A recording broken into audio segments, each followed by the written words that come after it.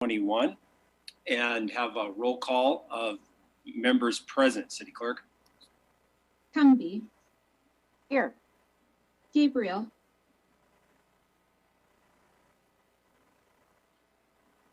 Absent. Harrington. Here. O'Doherty. Here. Schuster. Here. Stalder. Here. Somerville. Here. Pierce. Here. Weaver. Here. That's 8 present and 1 absent, Your Honor. Okay. And it's a Wednesday evening, and I know sometimes Councilor Gabriel has a standing commitment, so I'm sure he'll join us as soon as he can. City Clerk. Mr. Mayor, would you like me to read the notice for tonight's meeting? Absolutely. Notice is hereby given that a special meeting of the Laramie City Council will be held Wednesday, February 24th, 2021 at 6:00 p.m. via Zoom webinar ID 824-8140-5355, passcode 830038. City Hall, Council Chambers, 406 Ivinson Avenue, Laramie, Wyoming, for the following purpose. Original ordinance number 2023, amending various sections of Title 15.08 and 15.14 of the Laramie Municipal Code regarding downtown commercial zoning district regulations. Number 2 is a resolution 2021-14, supporting the submission of a grant application to WWDC for the Dallin Fish Bypass. Thank you very much. So those will be the 2 items that we're considering for our meeting this evening. We've had a roll call. If there isn't anything that anyone else wants to address for the agenda, I think we'd go to a motion now to order the agenda. Councilor Cumbie? Oh, yes. I'm sorry, Councilor Cumbie. It looks like Councilmember Schuster has something for us. And it says the next thing we should do would be public comment on non-agenda items. That's right. That's right, Councilor Schuster. Thank you very much for that point of order. City Clerk, let us know about the public comments that we have. Mr. Mayor, no requests for public comment ahead of time. However, you do have a hand raised from Judy Snoke. Let's go to Judy Snoke. Judy Snoke, I see you on the screen. You've got the floor whenever. Okay. 2 things. You are all to be commended for doing these extensive back-to-back of very serious matters. So as a citizen, and member of you know what, I most assuredly appreciate you. And the other thing has nothing to do with city council, but I looked in the news in the sports section today and I see that Brian Schuster did a really good job with bowling last night. So congratulations. Usually brings that one up. Okay, that's it. I'm done. Thank you.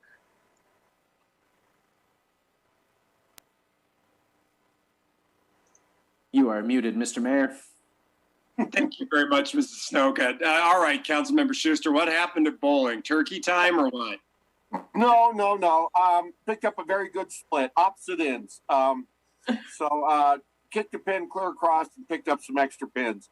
And yeah, very happy with it. And this week is city tournament, so I get a week off from bowling. So that would normally be tomorrow night, and I don't even have to go down there tomorrow night. It's nice every so often to have a week off, but city tournament is going on this week. Well, that's cool and good job. I've bumped into the council member a few times down at the bowling alley. I know he likes bowling. No, that's cool. That's cool. All right. Well, that was good. Okay. Shall we go and go ahead and get a motion for the order of our agenda? All right. Councilmember Cumbie, you've got it. Thank you. I'd like to make a motion to reorder the agenda for tonight's meeting by switching placement of items 5 and 6. Second. All right, that's a motion and a second by the Vice Mayor. All those in favor, please signify by raising your hand or saying aye. Aye. I believe that was 8-4, so that motion carries. And we now have the agenda as changed. We'll do that a little bit differently than we might normally, just because it's a special meeting. We have such a short amount of items. Thank you, folks, and Vice Mayor, for getting that coordinated for us at the beginning of the meeting. Let's go to right into the item, and Vice Mayor, I'll turn it over to you to introduce it. Thank you, Mayor. I move to approve Resolution 2021-14, authorizing the city to apply for a WWCD Level 2 study with signatory authorization from the city manager for the Dowland Fish Passage, entailing an application fee of $1,000, and authorize the mayor and clerk to sign the resolution. Second. Motion and second from Councilmember Harrington. I see our Monolith Ranch and Natural Resources Manager, Darren Parkin, here. And before I turn it over to him, I just want to quickly, on behalf of the council, say thank you for your fast work on this. I know we discussed at the last meeting where we brought this up that there was a time element here and that we needed to get this going. And when we talked about that last night, the city manager let us know that you had been all over this project to make sure that we could get it done and get it in on time. So thank you very much for that. And Mr. Parkin, you've got the floor. Honorable Mayor and Council, good evening. I appreciate the good words. Yeah, we are under a time crunch on this one. This application is due into Water Development Commission by March 1st. So real briefly, we had a work session on this. You all had a work session on this on February 9th. I spoke at that, and Christine Barano, fish biologist from Wyoming Game and Fish, was there, and Justin Turfair from Western Water Consultants also provided some information. And essentially, this is to replace the aging diversion dam structure that supplies the irrigation water to the Monolith Ranch. It's the Dowland diversion dam. It's to replace it, to help to modernize it, to help with operator safety, and to provide a fish bypass as well. It will allow 12 species of fish that live in the Laramie River access to upwards of 27 river miles that they're currently blocked from moving up and downstream. This is a level 2 water development study. The level 1 study was completed in 2016 as part of the larger overall Laramie watershed study, which opened the door for this. This $1,000 would come from existing funds in the water rights budget for the Monolith Ranch. And it would be for a feasibility study that would be done by, picked up by Water Development Commission and done over the next a year or so. Estimated cost of that feasibility study will be $100,000 and would be 100% funded by the state of Wyoming Water Development. So this is we're exchanging a $1,000 application fee potentially for a $100,000 feasibility study. If it moves forward at some point in the future, it moves to a level 3. This could lead to potentially a $750,000 project with many potential partners working with the city. We would be anticipated looking at a 10% grant match at that time, but those funds would be secured back in probably fiscal year 23. So with that, I'll turn it over for any questions. Any questions from the council about this? Mr. Parkin, what was the timeline for receiving notice about the grant and whether or not we've been successful? Honorable Mayor, that timeline would be fairly condensed. We would know, I believe, within 8 weeks of grant submission. So it's roughly 2 months. We will know if we were successful or not. And then they would start the process pretty much right away. Is there anything else that we can do besides the passage of this resolution to assist in the project right now? Honorable Mayor, I don't think so. Our grant application is complete. The only thing it is missing is the required resolution of support, which Water Development Commission is mandating for submission of an application such as this. But everything else I think is complete and ready to submit, and we don't need anything else at this time. All right. Thank you, sir. One more time back to the council. I don't see anything there. Oh, Councilmember O'Doherty, please. I just had a point of information. I thought that Councilor Pierce or Vice Mayor Pierce said WWCD. And so I would just like to make it Wyoming Water Development Commission. Is that the correct? I mean, we might as well spell it out instead of just putting initials. Friendly amendment, I think, has been proposed. How does the vice mayor and the second feel about that? Yeah, it works for me. It's a mistake on my part, so. Okay. All right. The Wyoming Water Development Commission. Water development's taken pretty seriously here in Wyoming, and so that's a good thing for us. Let's hope that we can get this grant for this great project. City Clerk, did we ever have anyone that popped up to speak on this item? I'm not anticipating it, but we should just check. On this item, we had no previous requests. I don't see any hands raised at this moment, Mayor. All right. Wasn't sure if we'd had some trout bums sneaking in to say something there at the last minute. Sometimes that happens. Okay, let's go to a roll call vote on this resolution. Cumbie, Yes. Gabriel. Absent, Harrington, Yes. O'Doherty, Yes. Schuster, Yes. Stalder, Yes. Somerville, Yes. Pierce, Yes. Beaver. Yes. That's 8 yeses, 0 nos, and 1 absent, Your Honor. Thank you, City Clerk, and the motion to pass that resolution is carried, and we continue to be really excited about this great project. So the most positive thing we've had on the agenda this year so far, and we're just really excited about it. So thank you. Okay. Well, let's go in then to our next item and get started here. And I believe that one is for Councilmember Harrington. Thank you, Mr. Mayor. I move to approve original ordinance number 2023 as recommended by the Planning Commission on second reading in accordance with findings of fact and conclusions of law. Second. All right. So motion and a second by Councilmember Somerville, and I see that we have the folks from our planning office here, and we'll turn it over to who's ever up. I see Matthew, you've got your camera on, so I'm going to go to you, sir. You have the floor. Cool. Mayor, Council, thank you so much. Just going to do a quick presentation tonight. Just a quick update from our last meeting.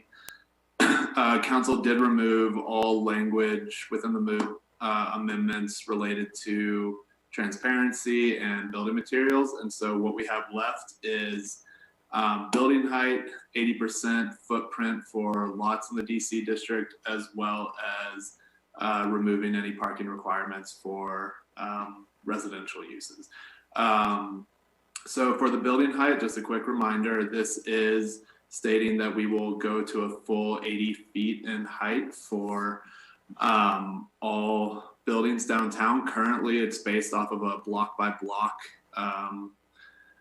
kind of situation, and that you can only go 1 story higher than the highest building on your block. This is the only district in our city that requires that. A lot of commercial districts have a building height of 65 feet. And so with that, generally a downtown has the highest building elevation within communities of all sizes. The next is 80% building footprint on a lot. This is just that we will require that a building use as much of the land as possible without requiring 100% or 90%. The reason for going to 80% is that it still allows for a row of parking or even more parking depending on the size of the lot, as basically that 20% that we took out allows for that parking. I will say last meeting we did recommend that council amend this language to only be applicable to new construction and not existing buildings, and that amendment was not brought forth at the last council meeting. And so just making you all aware, if you don't want to change it, that's fine, but I just figured bring it forth again. And that language is on your cover sheets as well. And then the next is removing all parking for residential uses, of which, we see this as a huge economic development incentive for developers within our downtown, of which we have kind of minimal land as well as small land, and already an urban form that takes advantage of the land in the DC, as we see most buildings that do not have parking, as none of our commercial uses require parking. And so right now, as just a quick reminder, our current code for the residential parking is very minimal as it is. Right now it is decreased by 75% for all uses just being in the downtown district. And if you're within 660 feet of a public parking area, it's again decreased by 50% again. And so generally that doesn't really require too much parking. And I realize council has seen multiple emails today from other council members and staff answering some questions. And so I realize this is reiterating a lot of information, but I think the main point that we, as staff, we want to get to is that, would you rather have more space for businesses or residents, or provide space for parking, which from our point of view and from many studies, economic development doesn't require parking, especially within the DC district that has a pattern that is so pedestrian oriented. And we do have a pattern like that in Laramie and the surrounding neighborhoods around downtown. But that's my quick spiel, and I'm here for any questions or concerns you may have.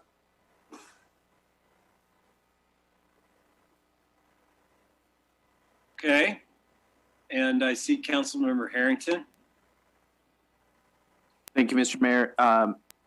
Mr. Cox, could you just mentioned sort of the decrease that's allowed in parking requirements in the downtown district, and then as well the proximity to a public parking lot. Can you walk through a specific example of that? If you were to have, I'm just going to throw something out there just to illustrate it, but if you were going to have 5 2-bedroom apartments, what would the current parking requirement be for that? So, Mayor, Council, thank you. So for 5 2-bedroom parking, or 5 2-bedroom apartments, you basically are required to have 1.5 parking spaces per bedroom if it's outside the DC district. So I'm terrible with math. 5 times. For ease, Mr. Cox, let's just call it 6 2-bedrooms then, given that you have a half. Perfect. 9 parking spots outside of the DC district. So minus that by 0.75. So you would be left with 2.75 parking spaces, which rounds up to 3. But then again, if you're within 660 feet of a public parking lot, that decreases it to 1. God, I'm so bad.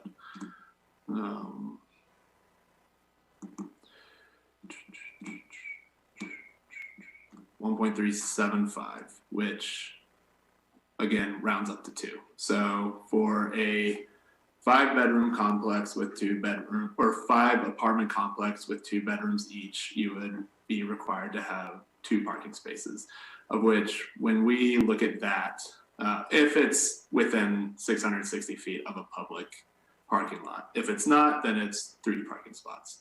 And so the way we look at that is, ADA spaces, I think that was in your email, that will have to be required no matter what. We will have to provide, as that is federal law, for up to 10 units or above, you have to have at least 1 ADA space. But if it's below that, the way we look at it is, would you rather have 2 or 3 parking spaces that don't really allow, I don't know, if you would call it fair parking between the tenants? I don't know.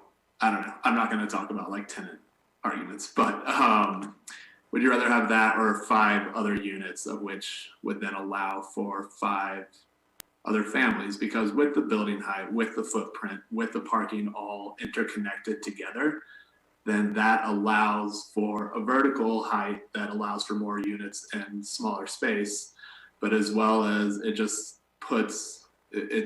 is better for developers to come in and have that incentive to say like, well, I don't know if we can actually do 3 stories because we also have to take up our land for this parking, but instead I can do like 4 stories, provide more units, more monthly income for that. And it really is, all of these amendments are connected together to provide the best product that we hope for in our downtown. But to answer your question in short, 2 if you're close to a public parking, 3 if you're not.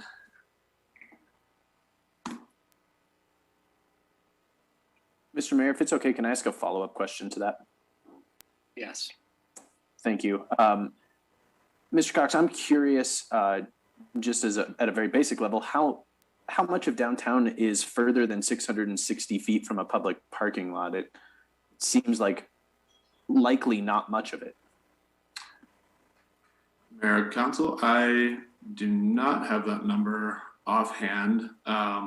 I would hint at my director, Derek Teeney, to maybe do a quick jab line. Mayor and Council, if you don't mind, I think that without trying to come up with some percentage on the fly, I think you're right that there's a lot of the downtown that falls within that 660 feet. I think you're going to have some areas that might not quite hit that space, but I would say generally you're going to have a lot of the downtown within that area. So, thank you, Mr. Tooney. Councilor Harrington, and then I see Vice. That's great, Mr. Mayor. Thank you. Okay, Vice Mayor, please. Thank you. It's more of a comment or a question. I think it'd be important to remind the folks listening or watching tonight to kind of get the general boundaries of our downtown district. So if we could have somebody just say, from First to, and just give us the outline so we know, so everybody knows what part of town we're talking about. Yeah, I think that's a good suggestion. If somebody wants to give an outline, and then maybe even if there's a map that we can pull up and share at some point in the meeting, that's good too. But go ahead, Mr. Cox. I'm sorry, I didn't mean to cut you off there. No apologies, Mayor Council. I'd say I can describe it very quickly, or if Council feels that it would be kind of more productive to share the screen, I can do that for a quick 10 seconds, but I think maybe go ahead and tell us about it, and then I think the city clerk can probably get the link, or you can send it to her real quick where you're telling us about it, and we can toss that up there while we talk about it. I think this is important because I'm not sure everyone has that picture in their mind of the boundaries. But go right ahead. Yeah. So, Mayor, Council, members of the public, we are looking at basically Sheridan Street on the south side being that border all the way to a small undulating part to Lewis Street, but mostly to Clark Street from First to about 4th Street, but all of 3rd Street within those parameters being taken in the DC. It gets a bit wonky as you head east towards City Hall and like the YO Theater and areas like that. But yeah, so I would say 4th to 1st, Sheridan to Lewis. I believe Derek might be sending the city clerk a quick photo as well.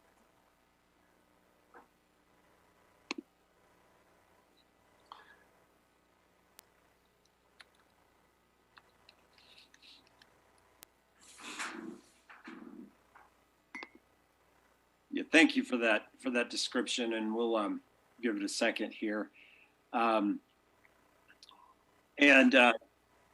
The boundaries have changed a little bit over the years, but for the most part, they've stayed the same. And I think we can all see that here now. And I think what we're hoping people can, oh, it went away. It'll come back. We want people to focus on that blue area in the middle, because that's what we're talking about.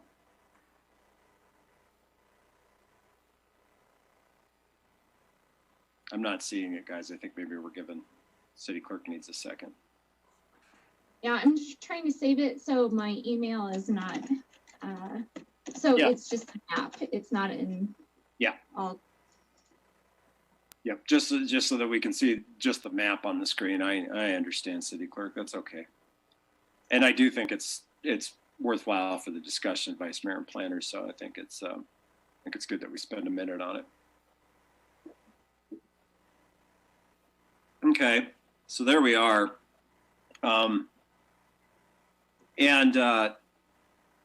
don't recall specifically. I know that, and it's possibly something for Mr. Teeny to expand on a little bit for us, maybe.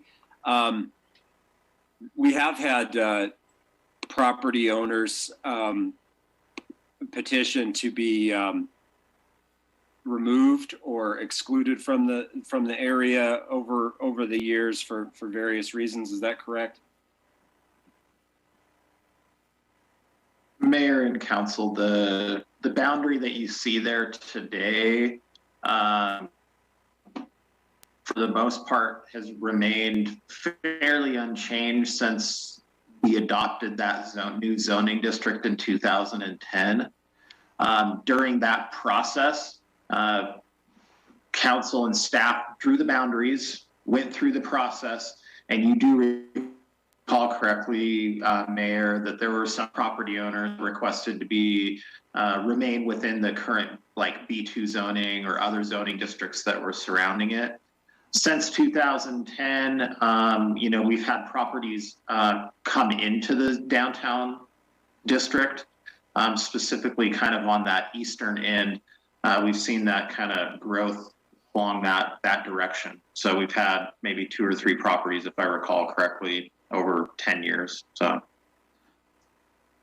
Thank you. And the only reason I mention that is because we may have sort of a general understanding of of the downtown Laramie area, but in terms of the precise boundaries of this district, I think it's good for people to know that while something may very well be downtown, whether or not they're included in this district is a matter that they have some choice in, or they can communicate with the city about. It's not necessarily hard and fast. If you're here, you have no option. It's something that there's been dialogue about and there's discussion about. What impact that has on tonight's discussion, that might be negligible, but I think that's important to understand. Something could be downtown, whether or not it falls right within these boundaries isn't a hard and fast thing that's imposed by the city. Vice Mayor, does this get to a lot of what you were hoping to in terms of getting a map up here and talking about this district? Yeah, I just thought it'd be important for not only to remind all of us, but those that were also joining us this evening to know exactly what area of town we're talking about. Yep, 100% with you on that. I think that's good. And I appreciate the review and the reintroduction and talking about what we're going to try to work through this evening. Councillor Harrington, you brought it forward. I'm going to go back to you before we go any further, if you have anything. Otherwise, I'll go around. Mr. Mayor, I do have a second question, but obviously many people for their first yet, so I'll just keep it for now. Councilmember Harrington, I think you've still got the floor on this one. We brought up the map and a few things, so you go ahead if you're ready. Okay, yeah, sure. So my only other question is, part of my interest in the, I know the parking conversation downtown is always sort of a can of worms, but I think, you can understand where people are coming from. But I think one of my interests in having this conversation about parking is really about getting the city out of the way of some redevelopment.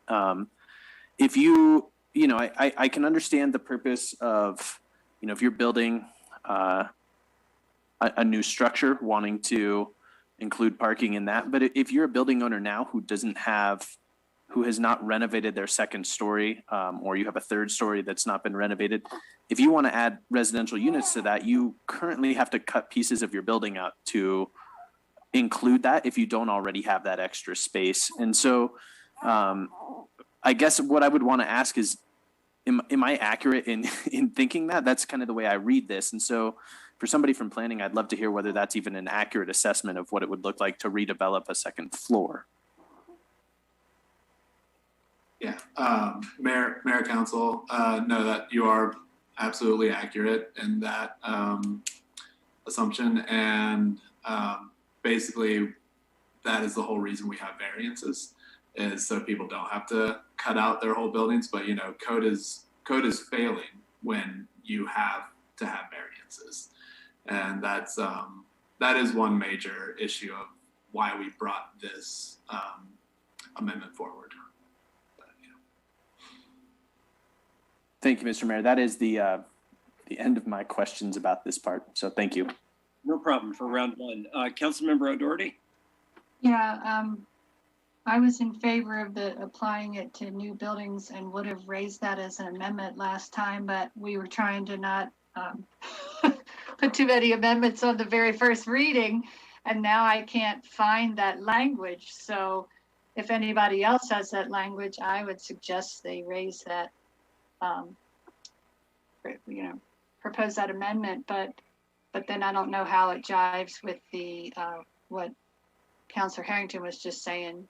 We want to reduce restrictions if somebody already has a building and they want to renovate upstairs. We want to give them the opportunity to do that. So I don't know how that fits in with that. So somebody that has a better idea. Thanks. Thank you, Councilmember O'Doherty, and that's why we set up to have this meeting, so we could dig into all this stuff. Go ahead, Mr. Cox. I saw you were looking to. Thank you, Mayor, Council, Commissioner O'Doherty. If you're looking for that language regarding the 80%, it's on page 2 of 4 at the bottom of the cover sheet. And there's a small bold section that says motion to change the 80%, etc. And it's just that quick kind of quoted paragraph under there. And the section that it would be currently is, excuse me, I believe it's section 6, Mr. Cox. Well, somebody that has this could do something with it instead of having to explain it to me. Thank you. No problem, Councilmember O'Doherty. Councilmember Stalder, I say, yeah, you've got the floor. So I think the language just needs to be to amend section 6 to apply only to new construction. I'd like to make an amendment to change section or add language to section 6 saying that it only applies to new construction. I'll second that. All right, it's a motion and a second. Discussion, I'll go back to you, Councilor Stalder, if you have anything else you want to add. That's pretty self-explanatory. Pretty straight up there. Okay, Councilmember Somerville. Thank you, Mr. Mayor. I just wondered if I could get just a little bit more clarity from Mr. Cox on how this amendment will affect what we just discussed, which was those renovations on that, in those existing buildings, if we apply this only to new construction. Okay, yeah, let's go to Mr. Cox. Yep. Mayor and Council, thank you. Yeah, so I mean, if it only is applied to new construction, then that is simply if there's an existing building that is, I guess first make the point that it is a minimum of 80%. So if there's a building that is taking up 100% of its lot, then that's fine. But say you do have a use that goes into a building that is only taking up like 50% of their lot, and it requires a type 3 site plan, which requires all conformity with code. Because of this, because it's existing, then we will not touch it. It doesn't trigger this requirement to go to full 80%. And even if they decide to add on to their building, this wouldn't affect it either. It's truly a full new construction building. And we can, I don't know if Derek, if you have any advice on maybe making the kind of language around construction to be more clear, but to make sure like we aren't infringing maybe upon I don't know, like a second addition to a building that's not attached to the building or something wild like that. But Derek, would you have any ideas along that? Yeah, go ahead, Mr. Keeney, and then I see other hands, but you're up first. Mayor and Council, I think the way the amendments proposed would work, the scenario of someone adding on to their building is going to fall outside of a full new construction site, and so I think we're going to be fine there. So I think it's going to be explicit that really this 80% is going to apply to those new builds, newly constructed buildings, and those existing buildings within the DC zone will essentially be allowed to remain, whether it's 50%, 60%, or 100% of the lot as is. And if they choose to increase more, they can, but the 80% portion wouldn't apply in that case. Thank you, Mr. Mayor. Appreciate that. Okay. Councilmember Harrington, you had a hand up. Thank you, Mr. Mayor. Yeah, on the amendment, I think to Councilor Somerville's point, I'm not sure that this addresses necessarily the parking issue for a renovated residential unit, but I mean, I still support this amendment. I think it's wise to put it to new construction only. I just don't know that this is exactly the best tool to really address that parking problem for renovating your upstairs. And maybe I'm just misunderstanding, but I am kind of curious about that. All right. Well, one piece at a time. I'm going to go to Councilmember Schuster, and then I'll go back to the planners. Councilmember Schuster.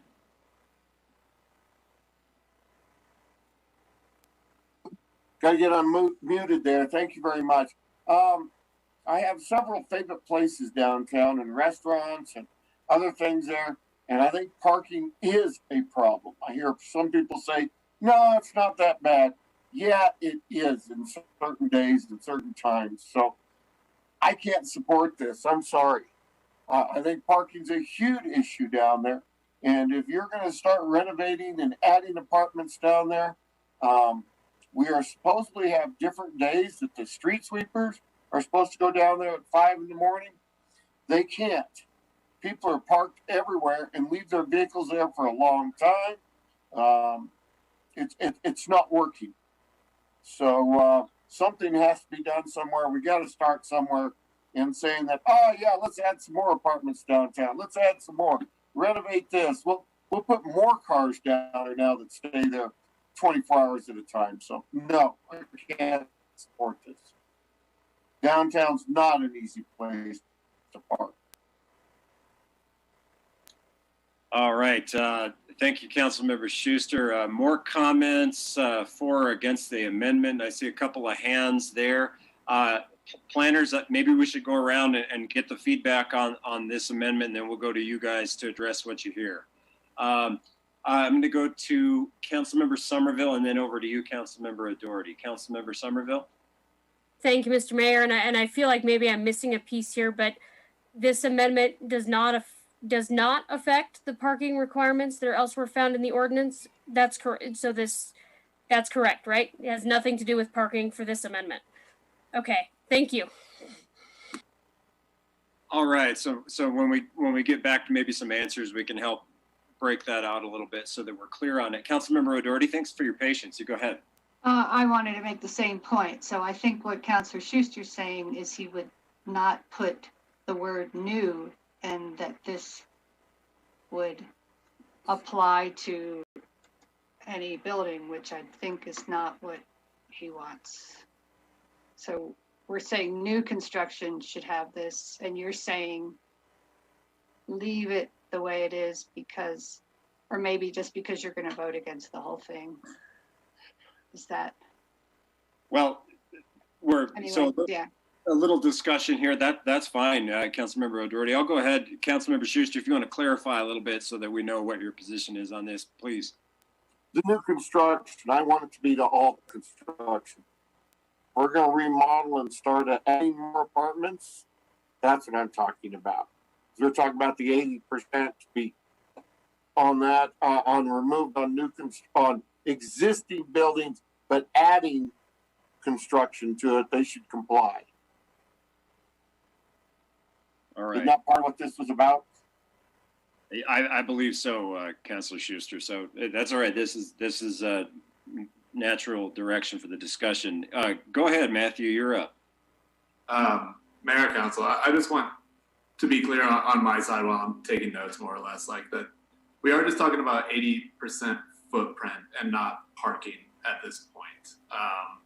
Requiring the 80% footprint to apply to existing buildings would require that if they went through a type 3 site plan and they're only at 50% building footprint, they would have to add 30% more space to their building, essentially requiring them to extend their building. And it really has nothing to do with parking in this 80% footprint amendment. Just wanted to make sure. I don't know. Yeah, I'll let y'all keep. No, that's all right. The discussion's developing. I saw a couple of hands up. Welcome, Councilmember Gabriel. I'll go back to Councilmember Schuster, and then I'll go back to you, Councilmember O'Doherty, for the discussion piece of this. Go ahead, Councilmember Schuster. I thought the way we discussed the 80% was 20% was left for parking. Although he said if you had many tenants, they'd be arguing over the few parking spots. But I thought the 20% left was for parking. Go ahead, Mr. Cox, if you want to clarify on that. Mayor, Council, the only reason we left 20% parking is to give property owners the option to put parking there. They can also do a patio in the 20%. They can do storage or, throw garbage cans or, yeah, it's really whatever they want. It doesn't have to be specifically parking. But yeah. Does that get to your question, Councilmember Schuster? Yes, it does. All right. Councilmember O'Doherty, I'm going to go to Councilmember Stalder for her time in order on this, and then right back to you. Thanks for your patience. Councilmember Stalder. Thank you. I think I understand what Councilmember Schuster is getting at, that if there's only 20%, there's going to be stuff on that 20%, whether it's grass or trash cans or whatever, and that leaves even less for parking. So I think I understand your concern, with the resolution as is. The intent of my amendment was to make it so in that situation where an existing building owner wanted to redo something, they didn't have to, like the example from Mr. Cox, add another 30% to their building to comply. Thank you. Thank you. It's all right. It's good developing discussion here. Okay, Councilmember O'Doherty, thank you again for waiting. Well, I'm having a hard time understanding what section 6 looks like without any amendments. So we're saying it reads as follows, and those were all additions, but I don't know what it looked like with nothing. So I'm trying to find that. So I don't feel very strongly about section 6 until I know what it looks like before the proposed amendments. Thank you. Yeah, no, that's good. Maybe a side-by-side comparison between amended and unamended. Mr. Cox, did I see you queuing up there? Go ahead. Thank you, Mayor, Council, Councilor. Sorry, there was no section within code prior to these amendments that actually required any type of footprint. This is coming from different projects that we've seen downtown, as well as just developing kind of an urban form within the core of a city that we see as being more efficient and developer friendly. As prior to that, you could develop 10% of a downtown lot and call it good. So this is just kind of ensuring that our land is used efficiently. But yeah.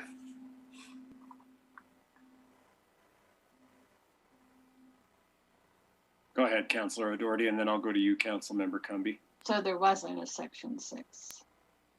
Is that, and so that means that section 7, well, was there a section 6? Because there's a section 7, so it seems like the code would have a section 6. Yeah, go ahead, and for the rest of this discussion, we'll allow a little back and forth between the council member and the staff until we get it clarified, and I think that's fine as long as nobody objects. Go ahead.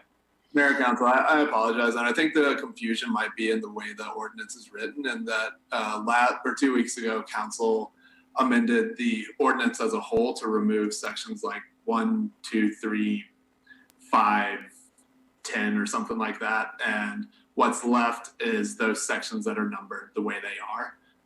But there was no section kind of in partner with the 80%. And as far as code goes, I believe Nancy or the city clerk is sharing the screen right now that kind of shows the main amendment we had with the building, or the main code we have currently with the building footprint is based around how far back a building can be based on other buildings close to it. But as far as how much land it can take up, we don't really have much code for that. And perhaps we should say for those watching, or if you can't bring that screen size up, the figure label there says when the entire, whoops. That's all right. No, that's fine, Nancy. I know what you're doing. You're okay. Just want to try to be descriptive here. When the entire, this is what the description says, when the entire width of the front facade of either the adjacent building, let me start over again. When the entire width of the front facade of either of the adjacent buildings is built to the front property line, the entire width of the proposed building shall also be built to the front property line. And it's addressing that with the two figures there that have the red model.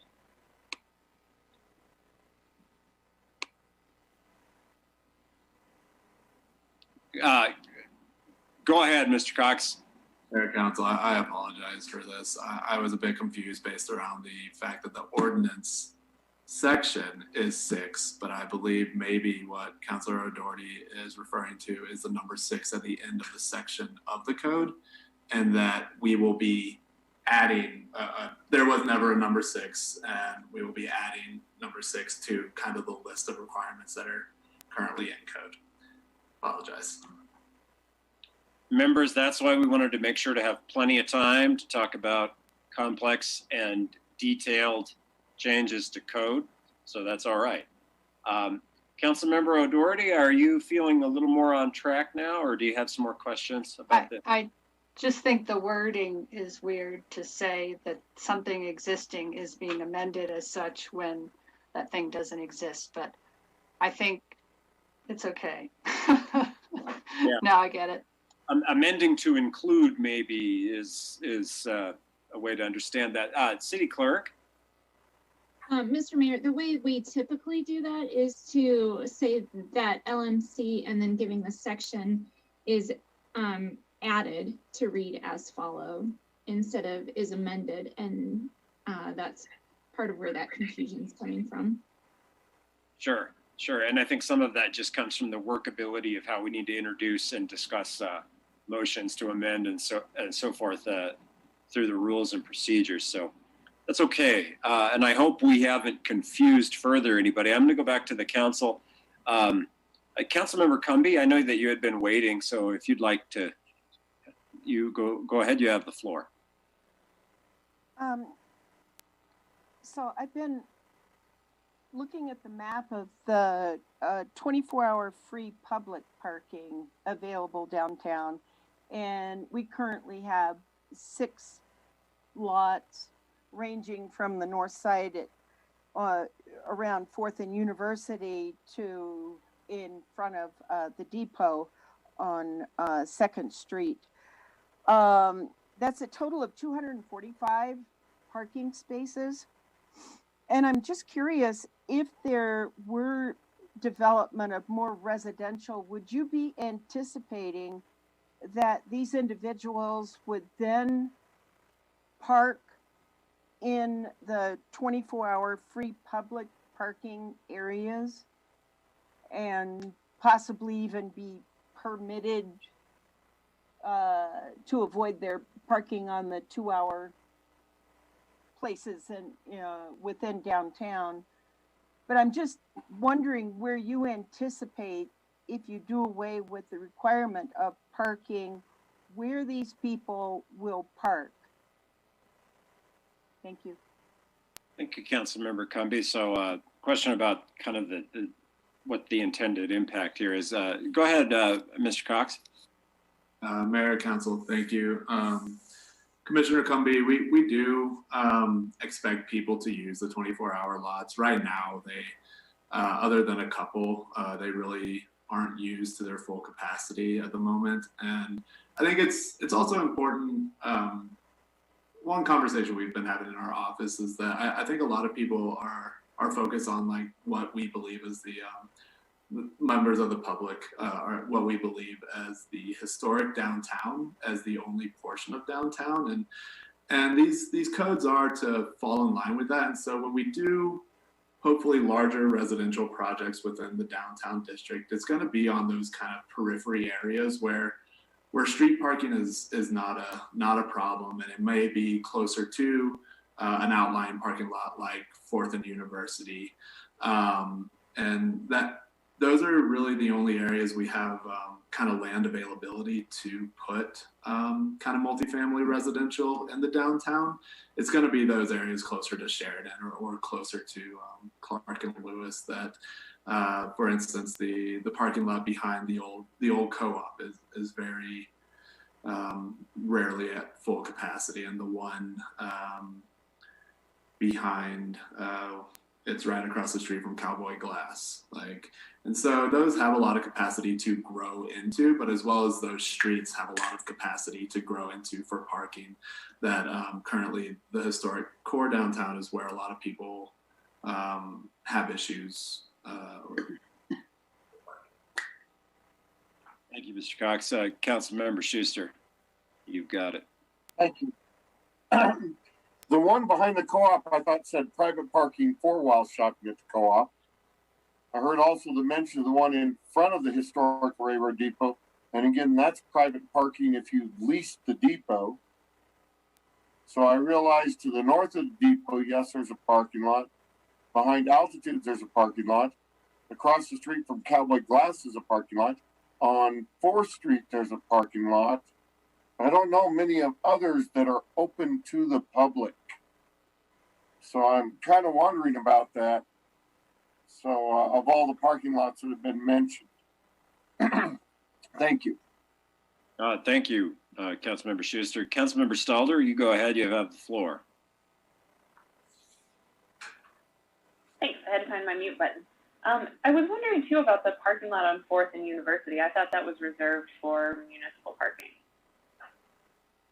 or city, employee parking, but I'm not sure. Go ahead. I appreciate it. Mayor, Council, that is 24-hour public parking.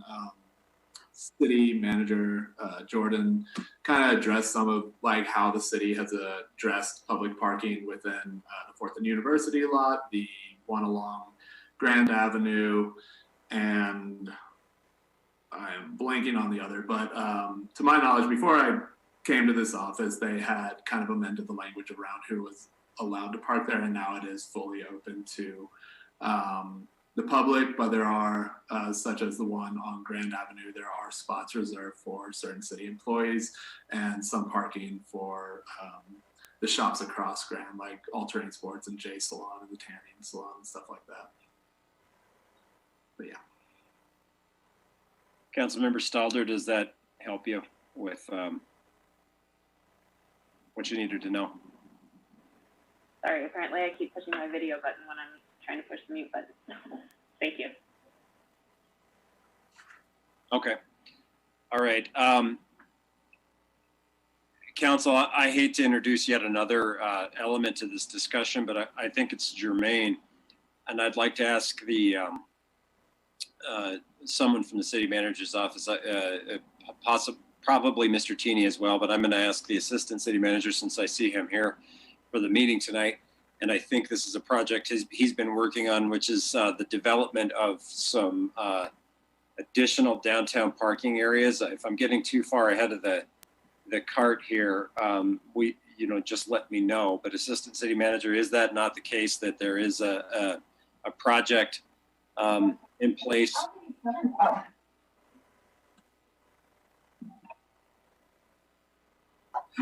Honorable Mayor, it's in the early stages. We're working on some striping on Clark Street to add center parking.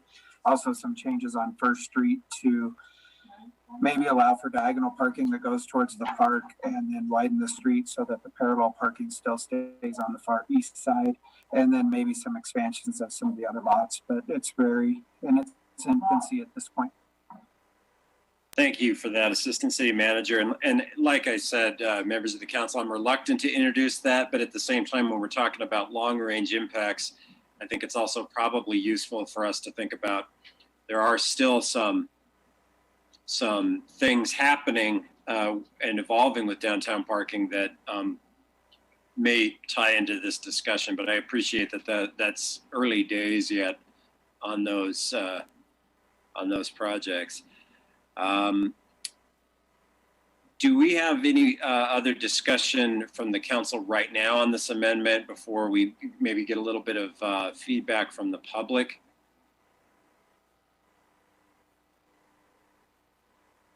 All right, without objection, I think maybe we'll go to that.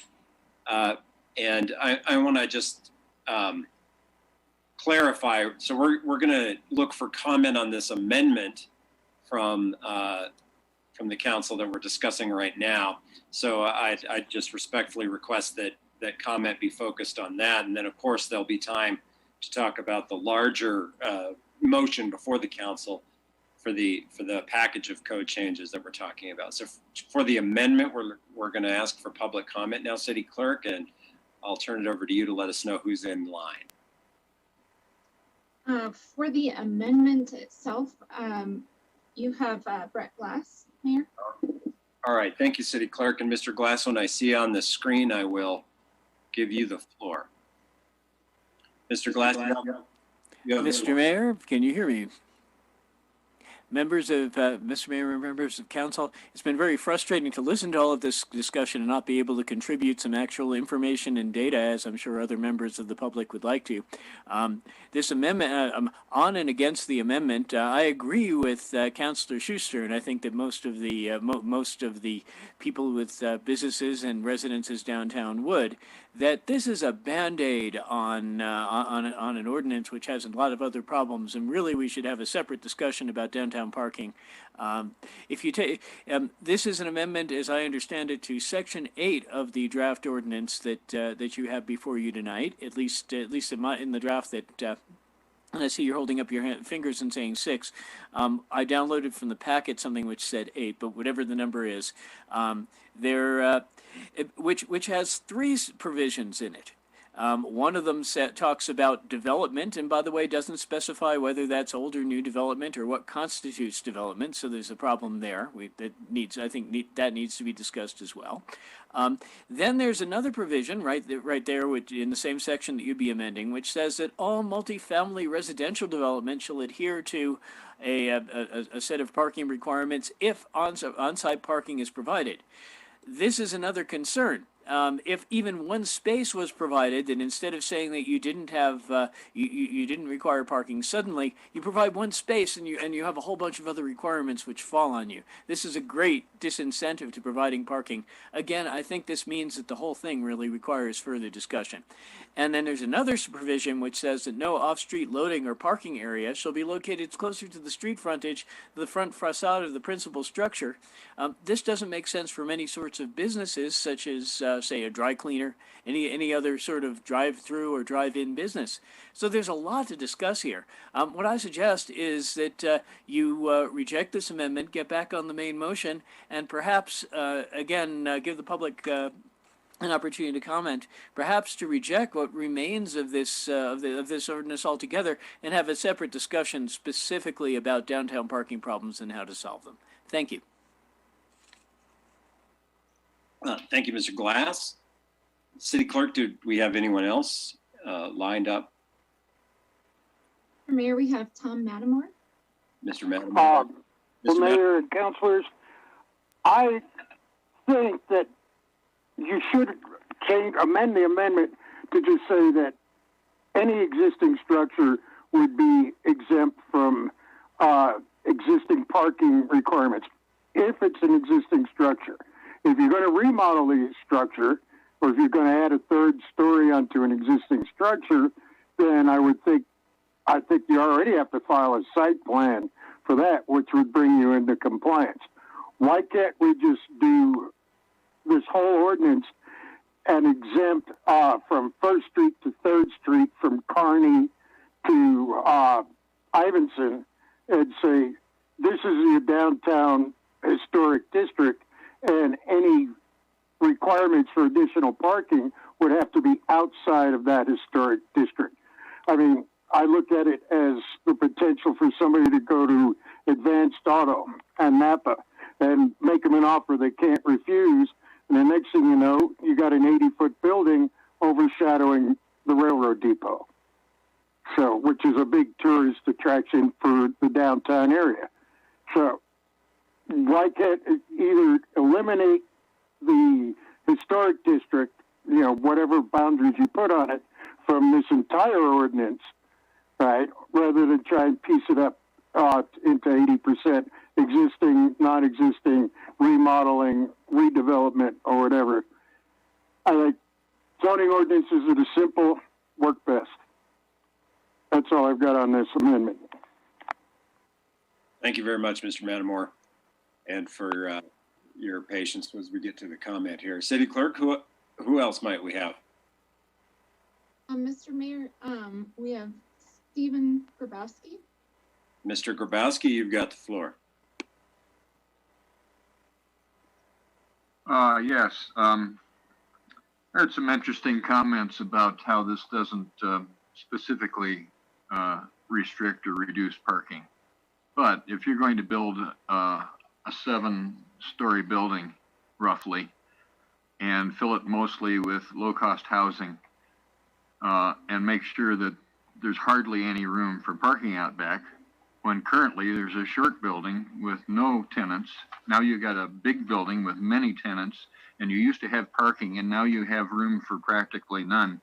That will reduce our parking, which is already a crisis. And when I talk to customers, well, potential customers, and ask them why don't they shop downtown, the number one answer is, I can't park. And number two is I parked and someone gave me a ticket while I was shopping. That tells me a lot. And today, again, there was very little parking in the morning today and in the afternoon as well. And these parking lots that are so far away, several blocks, maybe people will walk that far at Walmart because they can see the sign that says always on it up ahead of them. And they think they're walking the length of a football field, and it doesn't seem like much because they can see that sign. Down here, if they go around the corner, it's generally considered a long ways. But I just think this thing needs to be taken down completely because the 80-foot thing is just a deal breaker. It will totally destroy the character of the old town. Sorry, I went over time. You still have a minute, Mr. Grabowski. I apologize. That was my email notification. Oh, okay. Well, it is, you know, if you take things that have been said about other towns, okay, we are not New York, all right? We're not the Bronx.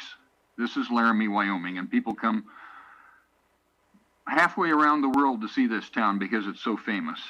And they just love the Victorian character of it. The old buildings and the low ceilings, you know, they're just gorgeous when they walk into the buildings.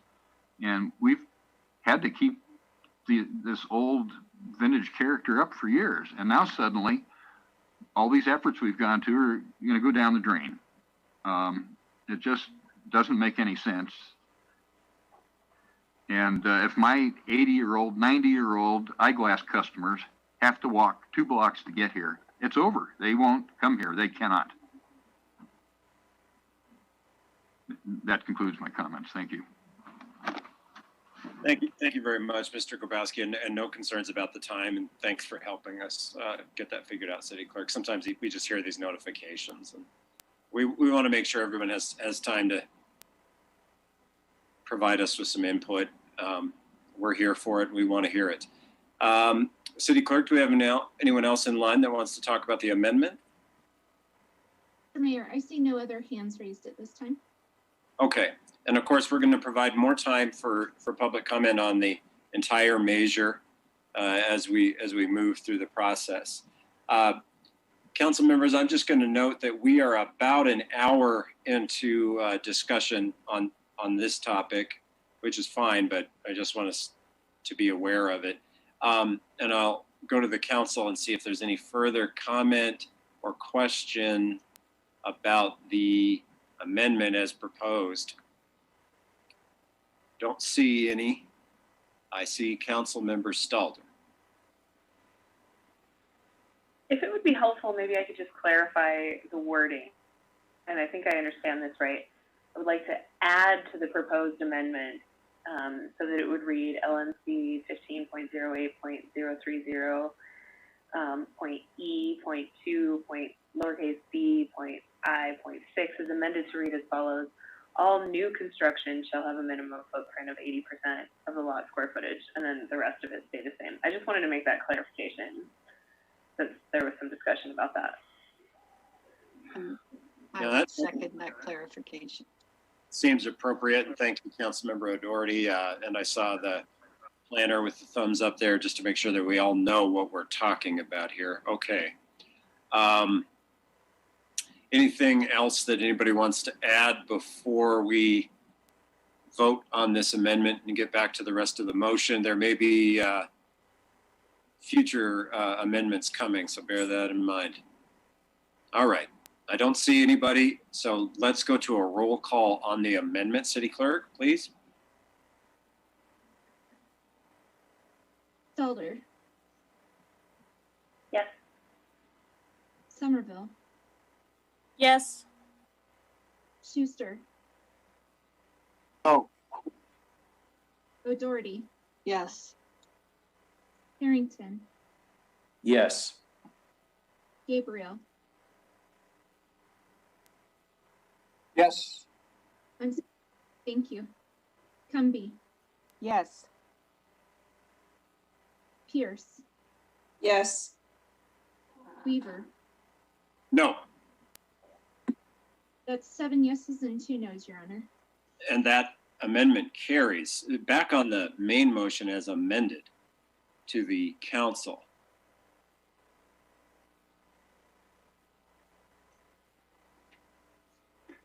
Councilmember Somerville, you have the floor.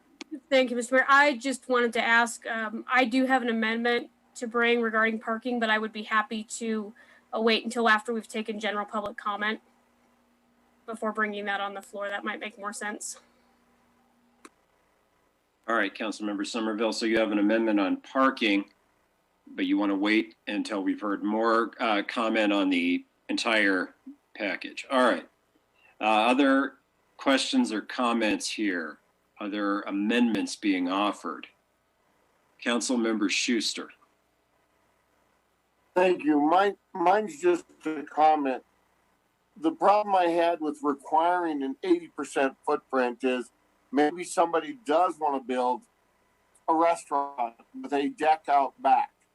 So if we tell them their building has to be 80%, and they can only have this size of deck, because I saw there's an art studio that's putting a beautiful deck behind their building. If they were required in old downtown for their building to be 80%, they couldn't put that out there. So I can't see how we're demanding they put this big a building on their footprint.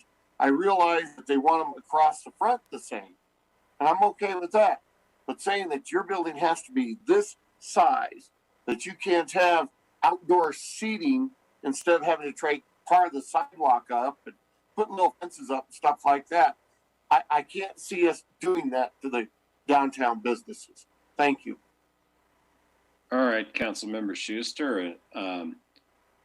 My vote against that, for what it's worth, Council, is I find myself somewhat aligned with the views that we heard from some of our public comment about maybe separating out core areas. But I don't want to get, I appreciate the intent of the amendment very much, but I think there might be a couple of ways to get to this. Go ahead, Mr. Cox, I'm sorry. And then I'll go to you, Vice Mayor. Mayor, Council, thank you. And just some clarification around the 80%. Within that language, there is also language to identify that of that 80%, you can have 20% of the 80% to be patio space without contributing to like having to use that 20% left off for like parking or storage or whatever. So if you're doing 80% of the footprint, 20% can also be patio, and we look at that as the same kind of use as the building in terms of just like kind of use area. So if you did have outdoor seating, you would only have to do like 60% of the building footprint if you wanted to. But yeah. I appreciate that clarification. I think that's something that we should continue to focus on, is that 20% can be thought of accurately as a flex space almost. In terms of the total percentage. Thank you for that clarification. Vice Mayor, thanks for your patience. It's over to you. Yeah, thanks. I'm not quite ready yet. I want to find the section and get the right section number because I want to reduce the height from 80 feet to 70, and I'm missing it here. So a little more time then for you, Vice Mayor, and we'll go around. Well, I think I've got it. So it's in section 4.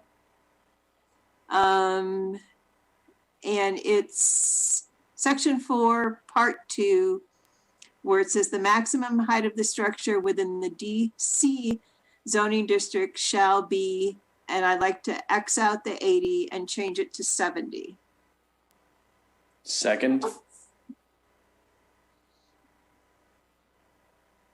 Second. Motion and a second. I think the first second came from Councilor Harrington, Councilor Cumby, but that's all right. People are on it and they're listening. So we have a motion from the Vice Mayor to reduce total building height to 70, and then we had a second. Looking for discussion on the amendment. Councilmember Somerville. Thank you, Mr. Mayor. Just a quick question to planning staff. Is the maximum height of a structure something that somebody could go to the planning commission and request a variance on? So if we set it at 70 and they wanted to do 75, is that eligible for a variance or would that not be? Planners. I appreciate it. Mayor, Council, 100% that's eligible for a variance. We also have another mechanism called a minor administrative modification that allows us to kind of go either up or down of some dimensional standard by 20% of that if we find it, whether it's like restrictive or it's of a location that does work. So there are mechanisms like if there is a good reason to have something taller than 70 feet, we can get there if it works, I guess, yeah. Through the standard variance process where they would go before the planning commission, is that the way we would do that, just for point of clarification? Mayor, Council, the variance would go to Planning Commission, Board of Adjustment. The minor administrative modification would stay with administrative staff. Thank you for that clarification. Vice Mayor? I mean, I hate to be snarky, but why do we have it in the first place? I mean, if our planners can make the adjustment, then why are we spending time here at all? I think that's done on a limited basis, but to the planners. Mayor, Council, I mean, currently the main reason is based off of the current code. As I've explained kind of in the initial presentation, is that the building height right now in the DC is restricted based off of the highest building in your on your block. And so there are multiple blocks, for instance, the McClure Furniture, Napa, and all the garages around there, where if someone did want to build something, the highest they could go is only 2 stories up. And so we're trying to remove that and allow for just a standard building height that you kind of find in every other district of our city. Mr. Teeny, on this topic, I assume? Mayor and Council too, just remember the criteria for variance approval is fairly strict. And although, a Board of Adjustment can grant what they so choose, the criteria that we're going to be looking at isn't just we do whatever we want. That's why there's that public process. There's notice requirements. Same even at the staff level, the minor administrative modification. It gives us some flexibility, but still notices go out. There's no guarantee. By making an established height, it's predictable for the development community and property owners, and that's really what we're focused on. So. Appreciate that, Mr. Toomey. Vice Mayor, I'm going to go back to you because I think this question might be one that would be naturally generated from people watching the meeting. So I'm going to give you another opportunity here. Yeah, I apologize for my snarkiness, but I mean, I feel like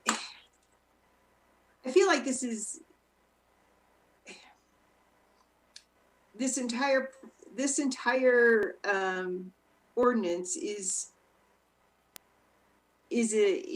so many things mixed together, and it's hard to talk about building height, to talk about parking, to talk about structures. And I know we've gotten rid of some of it already, but it's just we bounce from one subject to the next, and I feel like we should be one topic at a time, if that makes any sense at all. So, and I'll just keep my comment at that, and still go ahead with the amendment for the 70 feet. Thank you, Vice Mayor, and like I said, I think some of your comments might be reflective of the general public. They're always appropriate. I saw a couple of hands, and I apologize, council members. I'm not sure in what order. I know Councilmember Harrington is looking for time to speak on this amendment, as is Councilmember Somerville. I don't know which one of you went first, so whoever has that burning desire to go first, I'm gonna go to Councilmember Harrington based on what I'm seeing here.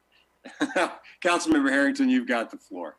Sure. Thank you, Mr. Mayor. I think Councilor Somerville actually beat me to the raise, but I'm going to go ahead and just take it either way. So I support this amendment, and I think for two primary reasons. One, we heard a public comment about simple code is superior. And I think this does just that, rather than sort of the idea that you can build one story bigger than the building on your block. I think that can be sort of, I mean, that's flexible always. And then I think the second reason I would support this is for sort of protecting in the long run, protecting what downtown actually looks like. And I know there's members of the public right now saying like, no, that's not right. But stick with me. I think if we talk about the Clear Brothers lot, or one of those like further south or north that only has 1-story buildings, and then next year somebody builds a 2-story building, 3, 4, 5, 6, in 15 years, we've far exceeded the 70-foot limit, especially if you start on the block with our current tallest building, which is 70 feet. So I think capping our growth at 70 feet is a smart decision, and I think it also clarifies and simplifies our code. Thank you, Mr. Mayor. You bet, Councilmember Harrington. Councilmember Somerville, you're next. Thank you, Mr. Mayor. I just wanted to add, I think my question about the variance process was to just confirm that, but also add that that's really a unique exception. They have to hit a pretty high bar to go through the variance process. And remember, they can ask, but the Board of Adjustment can always deny them. I think that process is a good process to have for those one-off situations where the code maybe just doesn't really speak to the needs of the building owners. I think the amendment's a good compromise based on public comments to bring that down just a little bit. So I'm supportive of the amendment. All right, Councilmember Somerville, thank you very much. I would like to make the point that actions before the Board of Adjustment, also our Planning Commission, same board, are subject to public input and comment in the same fashion or very, very similar fashion to decisions made by the City Council. Discussion on the amendment. Councilmember O'Doherty. I'm in favor of lowering the maximum height because the Wagner Building and the Connor Hotel are anomalies downtown compared to the historic downtown look. If we're going to go with what we were talking about before about maintaining the historic downtown look and measuring transparency, if we measure building height and take an average, those couple buildings might raise the average, but the median is definitely, a couple stories. And so I'm going to vote for this amendment because I think 70 feet is plenty tall. I think it's academic at this point because it's so expensive to build a building that high. You have to have fireproofing materials all the way up after a couple of floors. And so I hope it doesn't happen, but I'd rather have a 70-foot maximum than an 80-foot. Thank you. Thank you, Councilmember O'Doherty. Councilmember Schuster. Thank you. Got to grab that unmute. Yeah, just like you have every so often. I want to clarify the amendment. So I'm going to talk about a block that on an existing block, the statement is you can only build 1 story higher than an existing block. And then the amendment is going past that saying the maximum we can do is 70 feet, or is it any block can have a maximum of 70 feet? I just want to make sure, because I agree with what Councilor Doherty said, that I don't want to see something start jumping. So on an existing block, I believe that the maximum goes to be so much above an existing building. And then if you're on the Wagner block and you took down a building, the maximum you go would be the same as them, but not any taller. Is that correct on the amendment? Let's see. I'll go to the council member who made the motion on for the amendment, which was the vice mayor. Would you like the planners to speak to that? Does that? Okay. So planners, help us out. Mayor, councilors, it would just be any block. It doesn't have to be specifically based off of going 70 feet as the max. Like if, like Brian's example, if it was like the furniture block, and like in 80 years we had a 70-foot building, and eventually that was like the cap. You couldn't go higher than that. The way the amendment is proposed in this ordinance is a new building right now on any block can be 70 feet tall in maximum height if this amendment goes through to that amendment. Pat, appreciate that. Thank you. Councilmember Schuster, does that satisfy your question? Anything else you need? It satisfies my question. I'm not thrilled about it, but it satisfies my question. Thank you. Understandable, sir. Council members, questions and comments on the amendment? Council members, I am going to turn this over for public comment, but I'm also going to say as a member of council, my vote on this is no. And it's not because I don't like the direction that it's going, but it's still too high, in my opinion. I believe this is still in excess of what we want to see. So at this moment, I'm inclined to vote against it, but I'd like to hear from the public on the building height amendment that's proposed. City Clerk, who do we have in line? Brett Glass. Mr. Glass, when you come up on the screen, I'll let you know. Mr. Glass, you have the floor. Mr. Mayor, members of council, I don't know if it's possible for the city clerk to display the map that I sent, which shows the extent of the DC district and just how far it goes into residential neighborhoods.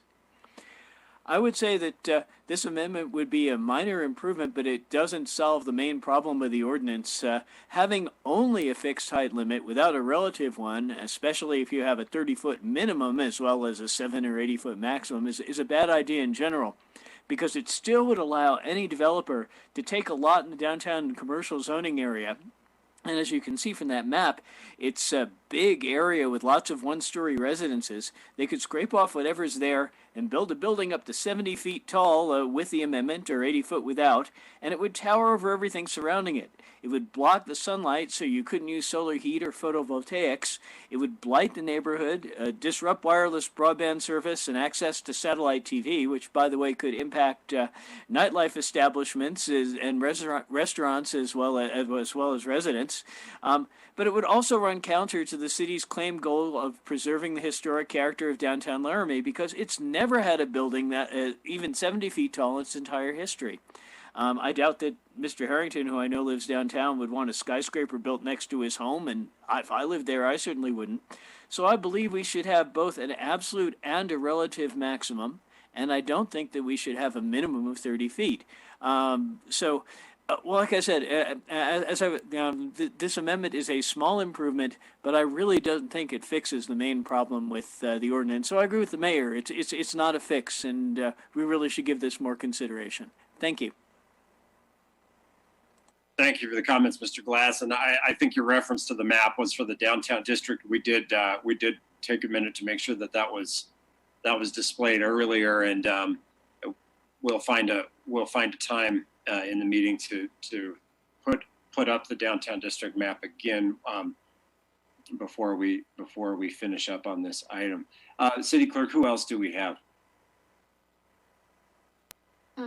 We have Stephen Grabowski. Mr. Grabowski, you have the floor. Yes, thank you very much. Mr. Glass didn't mention, so I'll mention it for him. The tallest building downtown is not 70 feet, it's 60 feet. You can ask Mr. Glass if you want to count the towers on top for microwave or radio or internet or whatever they are, might bring it up to 70, but there are no 70-foot buildings. Frankly, 50 feet is too tall. Look at this. We were talking about 80, and now we find out we have a 20% variance possibility, which could have given us 96-foot buildings. Now we're going to say 70. 20% above that is 84-foot buildings. this is very, very enlightening. City council doesn't really have much say here, does it? We have unelected people making our rules and telling us what's going to happen. And you say we need more residential spaces. Well, why is the solution to move all the residential stuff into the business district when we have almost unlimited wide open spaces to expand into? This whole ordinance needs to go. Don't erase history. Don't turn our beautiful historic old town into a slum. Thank you very much. Thank you very much. City Clerk, do we have anyone else in line to provide feedback to the City Council on the amendment? Mayor Trey Sherwood. Thank you. Ms. Sherwood, you have the floor. Thank you. Can you guys hear me? That's wonderful. So I am speaking on and for the amendment. I think this is a wonderful compromise, taking into consideration what we've heard from public comment the last few months, but also thinking historically, our downtown was more dense than you see it today. So unfortunately, through demolition and fires, we've lost some of the most dense and our tallest buildings downtown. So historically, where Dodds was the Holiday Furniture Company. And if I'm not mistaken, that was 5 stories. On where First Interstate Bank is and the parking lot there, that was a full block. Originally, Ivinson's Bank was there. And then the Laramie Post Office was there, which was also close to a 5-story building. And so when you think about the ordinance as it reads now, and it says, no taller than the tallest building on the block, I've always wondered if you think about the historic tallest building on the block, that's a different consideration than how the ordinance reads now. And so again, I think the 70 feet is a wonderful compromise. And I'd just like to remind council in terms of housing, the city's housing study that was published a few years ago said that there is a demand from our consumers for another 300 residential units downtown, specifically downtown, because there is a demand for people who want to live downtown, who want a walkable lifestyle, who want to not have to rely on their vehicle, who either have a bicycle or rely on their 2 feet to walk around. And that we know from National Main Street best practices that the more people that you have living downtown, the more people you have shopping downtown, and the amount of money spent in local businesses increases with every additional residential unit added to the district. So again, I appreciate this amendment and am in favor of it. Thank you for your comments. City Clerk, do we have anyone else in line to provide comment on the amendment? I see Mr. Mattimore, City Clerk. Thank you very much. Mr. Mattimore, you've got the floor. Councilor and Mayor, thank you much. We're trying to work through this whole thing, and there's going to be some compromises made. That's the nature of politics. I personally think the whole ordinance should go away and get completely reevaluated. If we're going to go with a cap on 70 feet, let's make that a firm cap, no matter what you're going to do, with no variances allowed. I mean, what you see is what you get. And I think, at that, I don't see how people are going to rush in to develop downtown, considering the soil conditions, considering the infrastructure, especially in the historic district, in that 3-block, 4-block historic area where property values are too high. I can see where they're talking about putting in buildings on the periphery, but again, there's no elementary school, there's no grocery stores, there's not even a delicatessen. So I don't know what you're going to get for development down there, but you're going to have to put some of that in. I say if we're going to go with a compromise on a 70-foot tall, let's make it a firm 70-foot with no variance. And I think you can put that into the ordinance without any problem. That's all I've got on the amendment. Thank you, Mr. Mattimore. I appreciate that very much. City Clerk, do we have other comment? Mr. Mayor, that's all the hands raised I see. Thank you very much, City Clerk. And this is more of a matter of habit, but on behalf of the City Council, I'd like to thank members of the committee for their commitment to our community and joining us tonight to share, comment, and make their points. I think it's been informative and largely constructive, and we do appreciate it. All right, back to the council on the amendment. Other discussion and comments. Councilmember Stalder. Thank you, Mayor. Based on my extensive research on Google in the last 5 minutes, a story of a building is about 15 feet tall. So maybe somebody else could fill me in on if that's correct. So a 5-story building would be 75 feet tall. So if we're thinking about putting a firm cap on it at 70 feet, we're pretty much limiting it to a 4-story building. And I just wanted to bring up that point. That's fine with me, but maybe someone could fill me in a little bit more in depth or accurately on like how many stories we're talking about in 70 feet. Thank you. And thank you, council members, for good questions tonight. Mr. Cox, I see you there. Mayor, council, I don't really have any great professional experience with this, but just from being in the planning world and real estate development world for a while, generally that's definitely true for the ground floor, and it'll vary on every floor, kind of above that. But yeah, that's my only knowledge I really bring to the table for that. All right, thank you. Anyone else? Mr. Teeny, do you have anything on the 15-foot per story general practice that you might share with the council? Mayor, council, I guess what I would add to that is just that, you know, it's very dependent upon what the user of the building might want. For instance, like Matthew said, the ground floor may have higher ceilings. You know, maybe it's a design feature that they're looking for.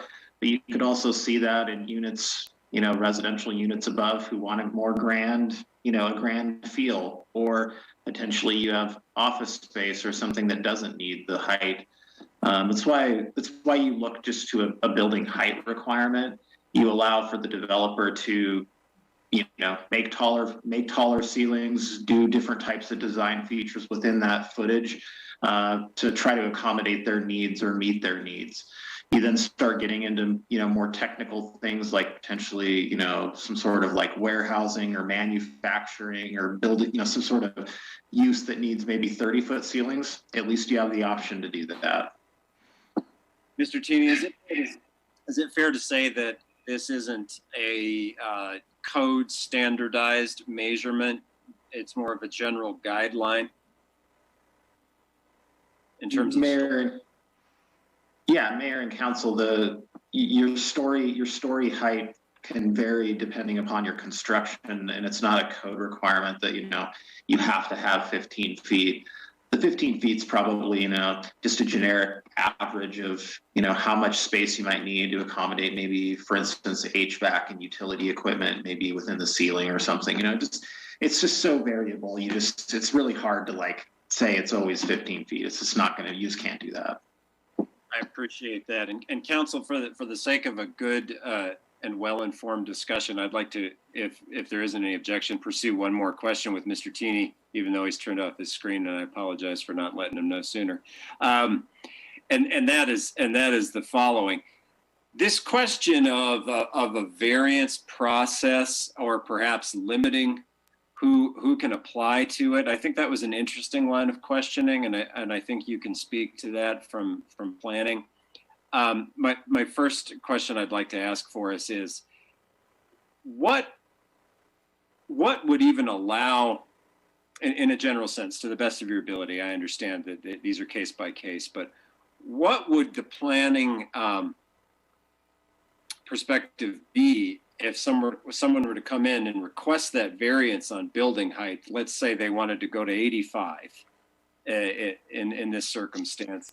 What would they need to, what benchmarks would they need to meet before that would be something would enter in the realm of consideration?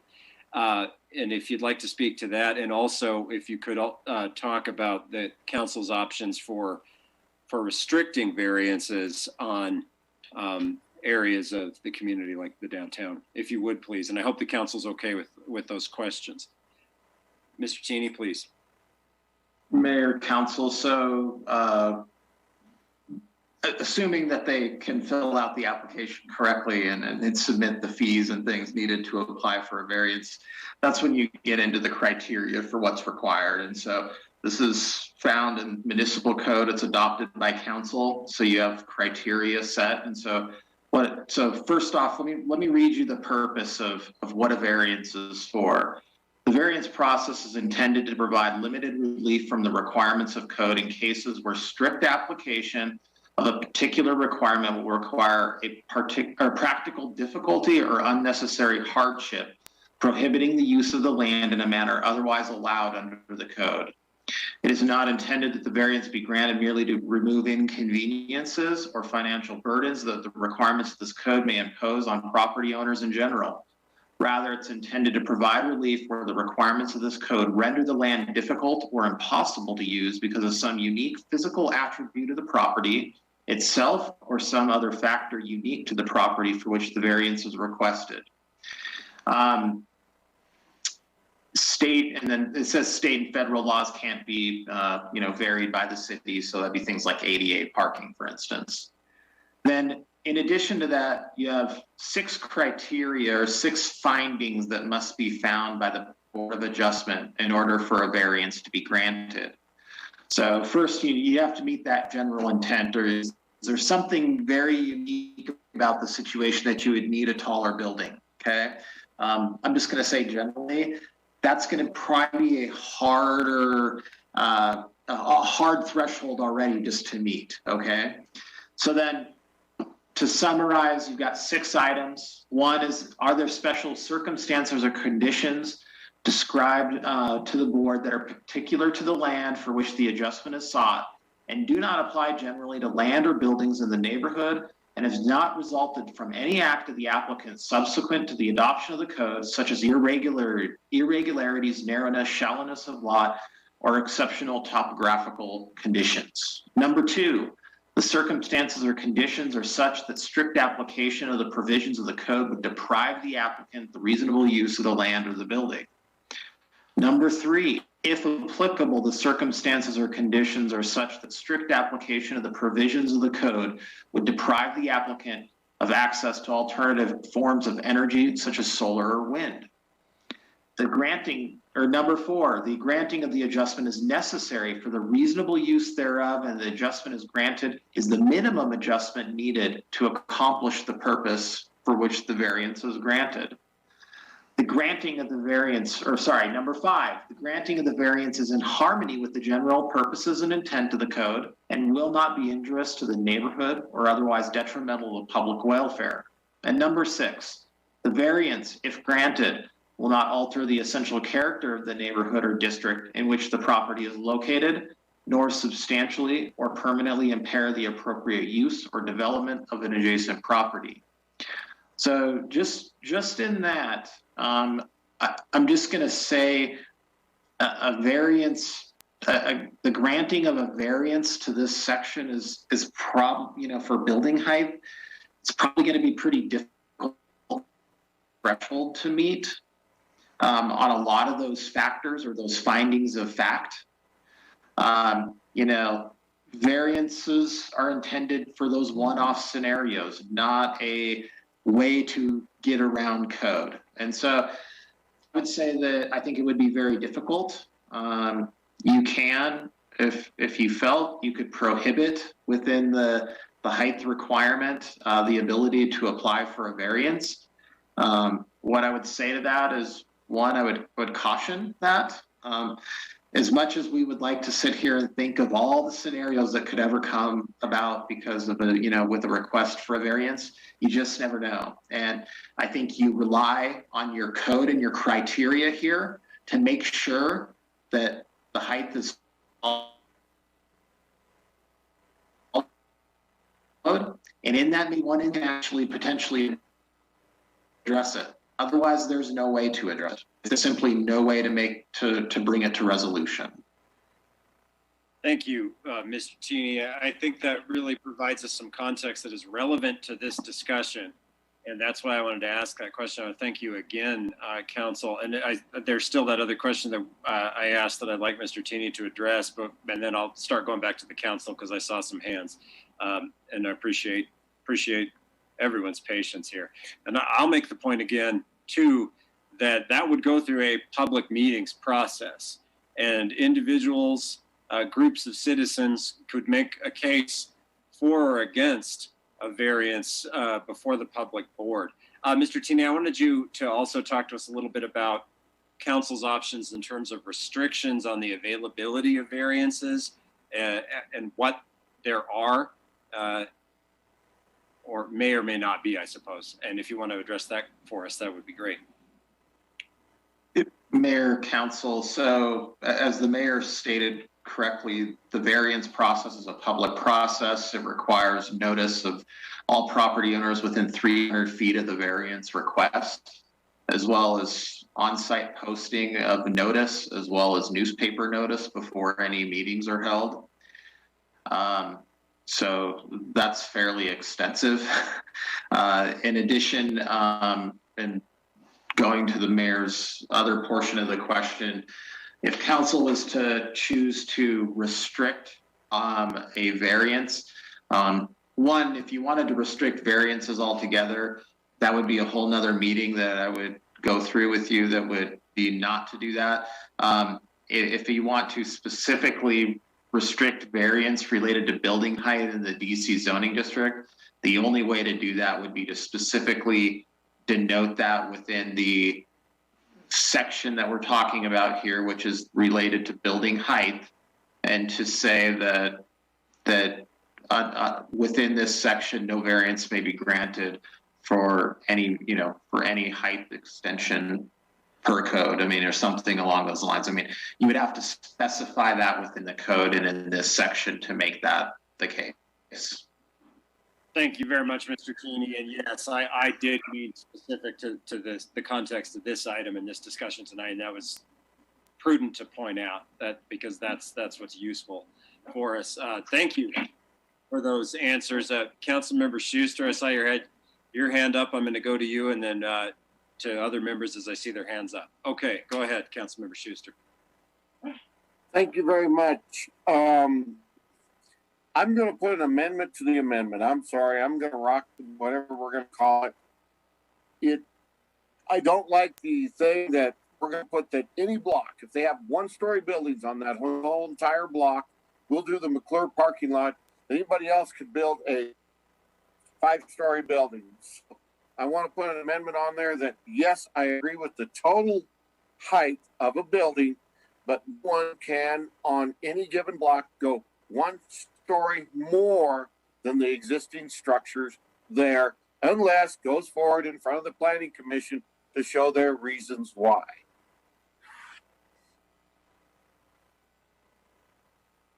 Councilmember Schuster, can you give that another shot for us language-wise? Now you've had an opportunity to go through it once yourself. Help us out. I think I'm tracking with you, but I want to make sure we're all there. So if we're on the same block as the Wagner building, on that block, they are welcome to match that building.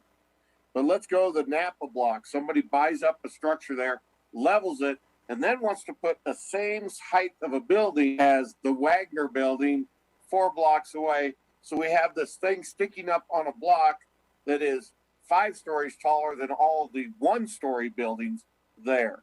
So I'm trying to say on that block, they can only go 2 stories with a maximum of, I believe we said 70 feet. Is that what it was? Okay. That would be my recommendation. So we don't have something sticking up out of the middle of this block here and nothing else is that tall. It reminds me of the movie Up. All right, Councilor Schuster, I appreciate that. And I might not get a second. I may not get a second. I wanted to clarify that you still wanted to work within the maximum limit set, and clarify that for us, because I was going to say otherwise that change would have changed the amendment too much, probably, for us to recognize. And I know Councilor Harrington, you were waiting to speak, and I'm going to go to you, but I wonder if we might give Mr. Cox a chance to speak to it. I saw you turn on your camera. Did you? Mr. Mayor, point of order. There's not been a second on the motion. Yeah. Okay, and nothing from Mr. Cox. And so the motion has been made, and we're waiting to see if there's a second on it. Nope. I'm not in a position to help you, Councilmember Schuster. Otherwise, that might be different. Let's go to Councilmember Harrington. Yeah. Wait, I'm sorry, Councilmember Harrington, the city clerk. I apologize. Sorry, You're okay. Mr. Mayor, just following along the order of the point Councilor Harrington brought up, in order to discuss the amendment, we have to have a second, otherwise the motion dies. Right. Thank you, City Clerk, for the parliamentary procedure and point of procedure. I don't think we had a second. And I think Councilor Harrington's point may be to another topic. Am I correct, Councilor Harrington? That's correct. The motion fails for out of a failure to receive a second. Councilmember Harrington. Thank you, Mr. Mayor. I'm curious, one thing I want to be cautious of in this process is, and I'm wondering, I'm sure this will be an easy question for staff, but given that we have a building already at the maximum building height that does have some sort of build out on the roof that may exceed that 70-foot limit. I know there's been a bit of debate about how tall the building is and how tall maybe where that measurement stops. I would want to be sure not to limit if there was modification to that build out on the roof of the Wagner building to not limit that sort of a process that was ongoing.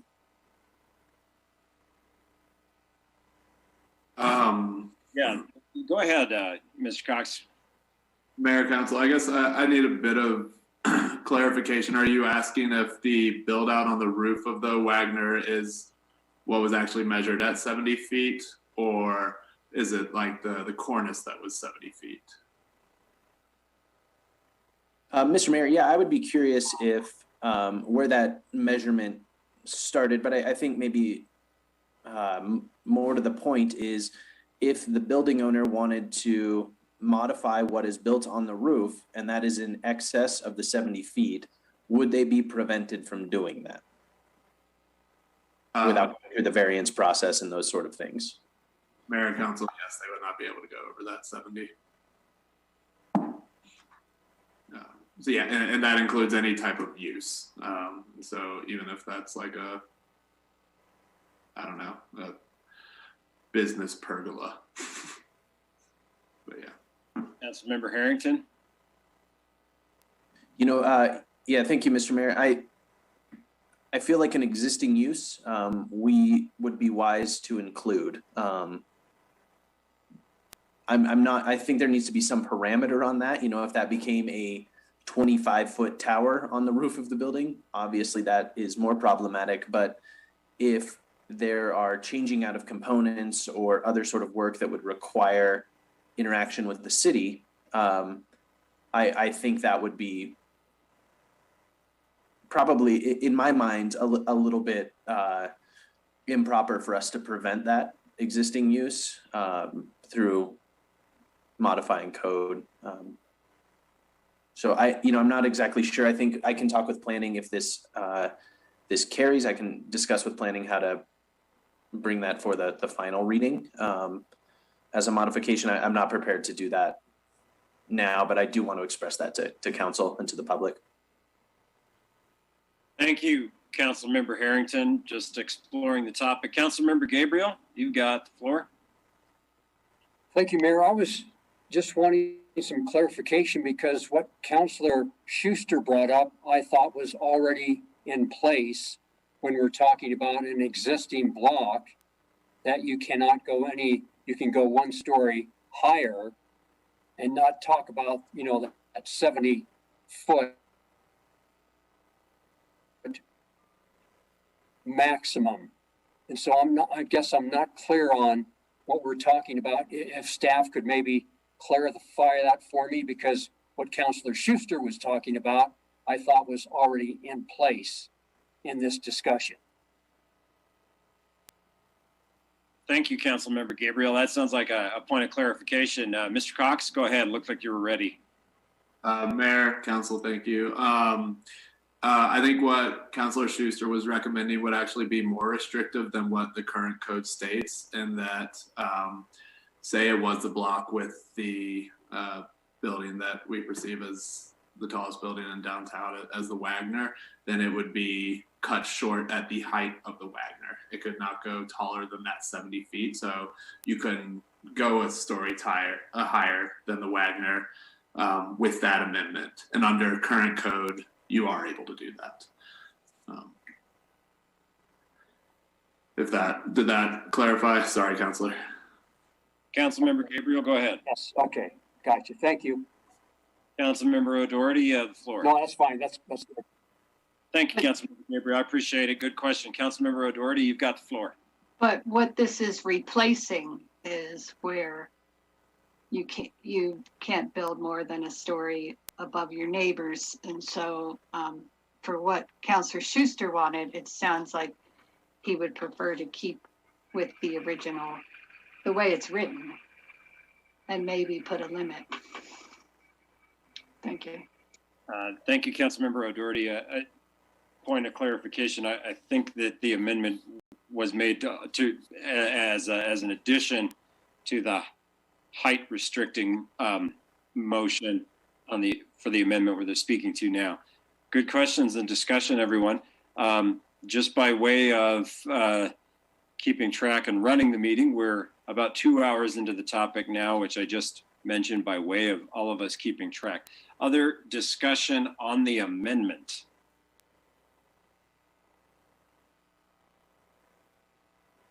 I'm not seeing any hands, folks. So I'm going to ask the city clerk to go to a roll call vote on the amendment. Humby, No.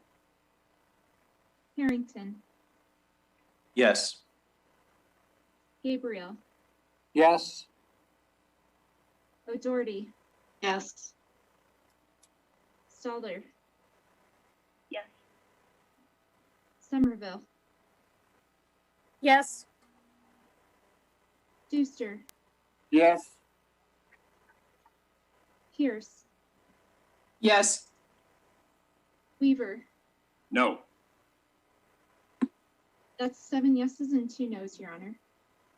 And the amendment carries. And we're back on the main motion as amended. To the council.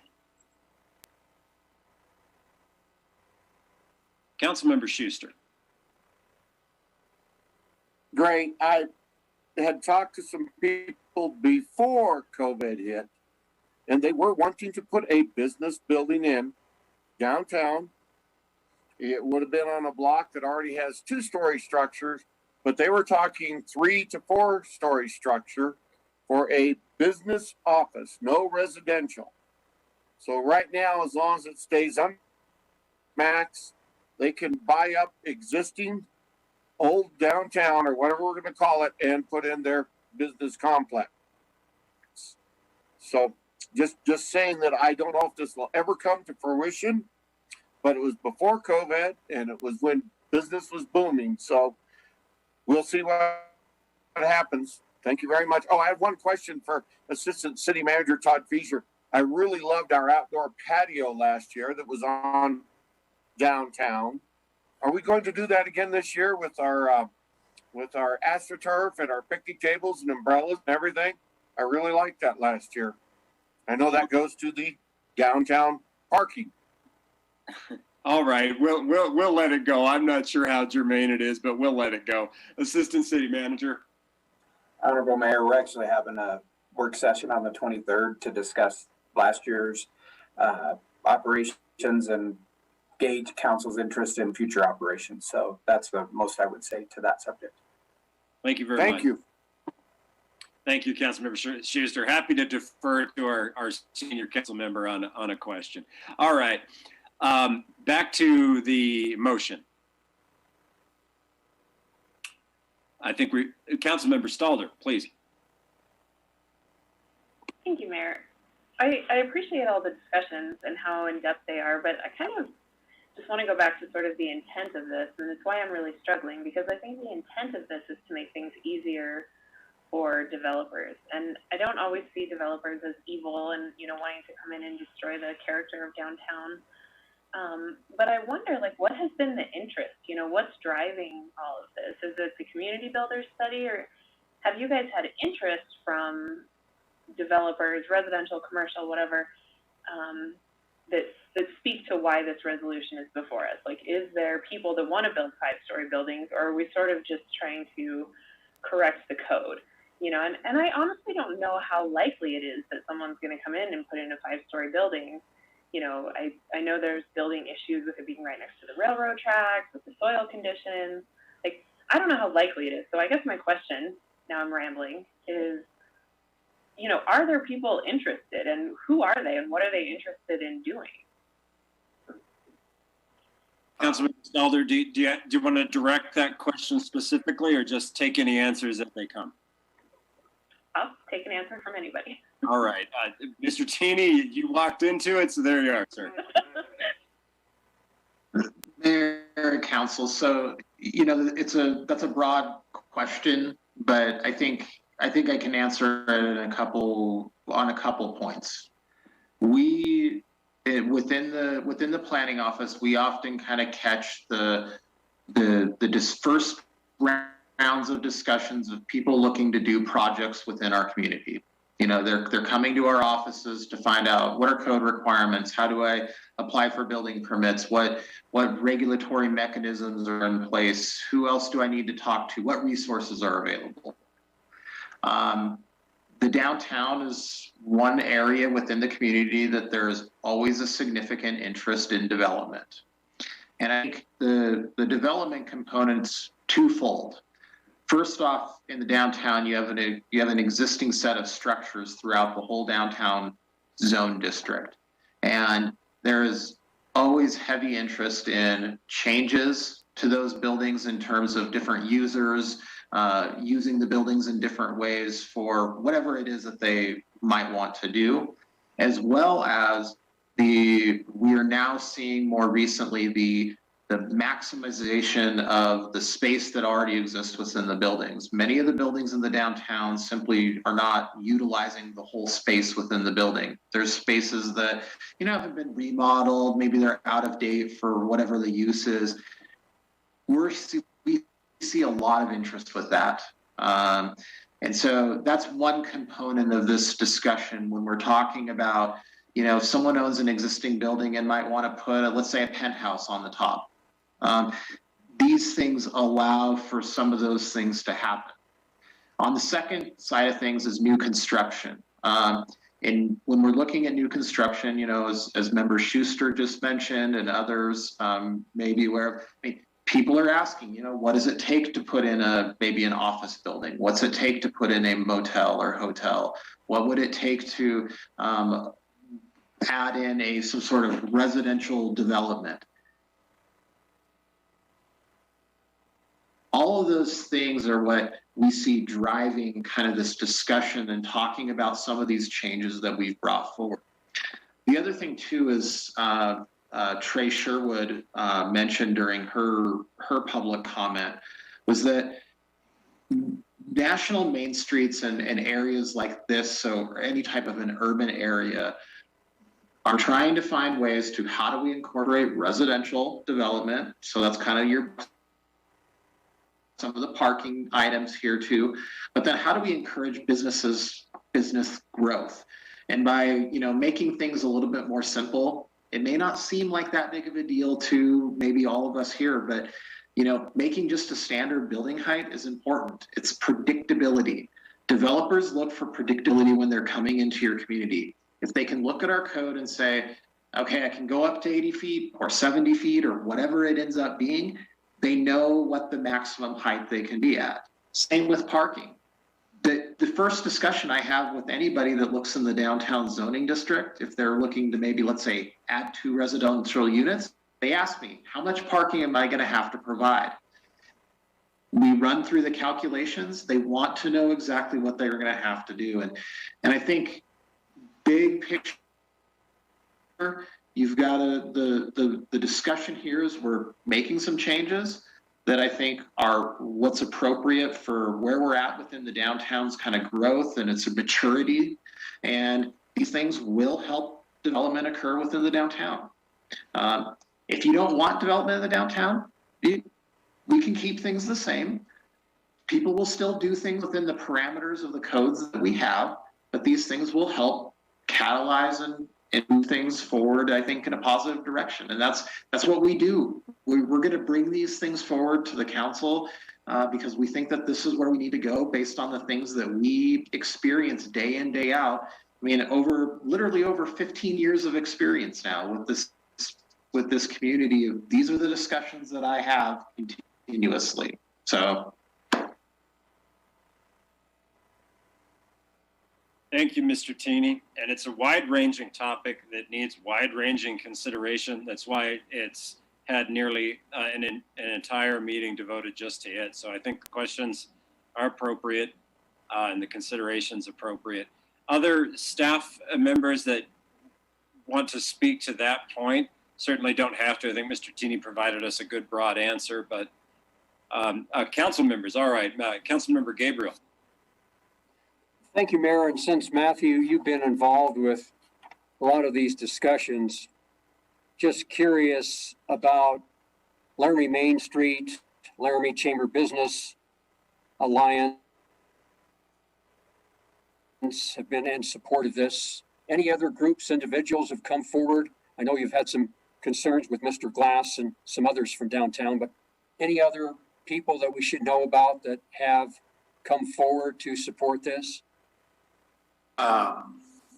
Mayor, Council, yes, we have had support letters from National Main Street kind of stating that it meets their overall kind of strategies for main streets of all sizes.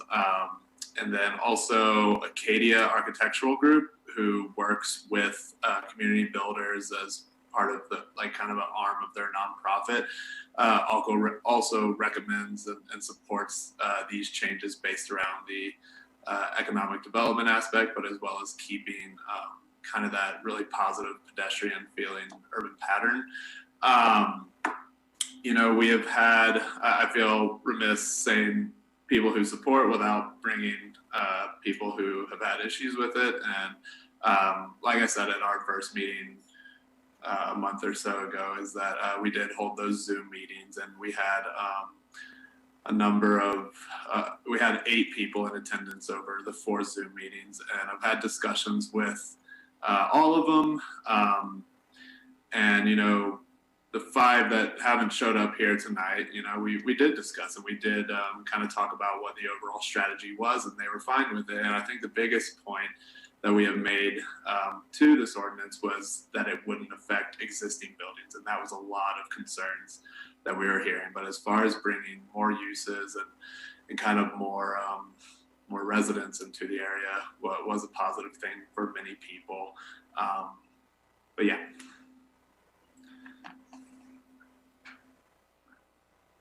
Great, thank you. All right. Thank you, Councilmember Gabriel, and thank you, Mr. Cox. Other questions on the main motion? I know that we have members of the public that have been waiting patiently to talk on the motion as a whole. Shall we move to the public comment on the main motion? Just by way of trying to provide some courtesy here, is everyone okay with just continuing to proceed? There's no need for a brief recess right now. Just go ahead. All right. Okay. Thanks, everybody. City Clerk, public comment on the main motion. Mr. Mayor, ahead of the meeting, Mr. Tom Mattamore had requested to speak. All right. Let's have Mr. Mattamore speak first. Mr. Mattamore, it's all yours. Mayor and council members, thank you much. I've seen some effort here to try and work out the details of this. I think it is a huge change to zoning ordinance downtown, and it needs to be, examined in detail. And I appreciate people have really put in a lot of effort on it. Even Mr. Cox and Mr. Trini have put in a lot of effort. my main point is if we can somehow, as a compromise, isolate that 3-block district of the historic downtown from this, I have no particular objections to letting, and as I said in the meeting last August, the highest and best use of real estate downtown is to go up. All right, I've got nothing against building multi-story buildings. I worked on the World Trade Center. I sprayed the fireproofing on the World Trade Center.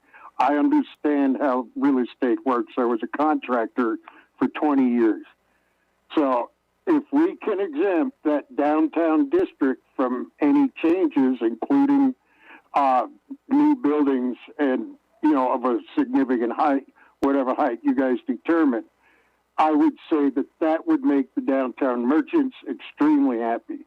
My big complaint about the supporters of this are one of the supporters, Community Builders, is from Grand Junction, Colorado. Cascadia Partners is from Portland, Oregon, and National Main Street Alliance is out of Chicago, Illinois. They haven't got a clue what Laramie looks like. Most of them have never been here or even seen it. So, I mean, let's discount that. Let's see if we can work out a compromise inside of Laramie that preserves our historic downtown, yet allows us to grow. And I think that's where we need to look at. If you bring up the map again, I think a compromise would be from Kearney to Ivinson and from the railroad tracks to 3rd Street. Leave that as your historic district without multi-story buildings in it. The only reason I would go to as far as Kearney is because of the railroad depot.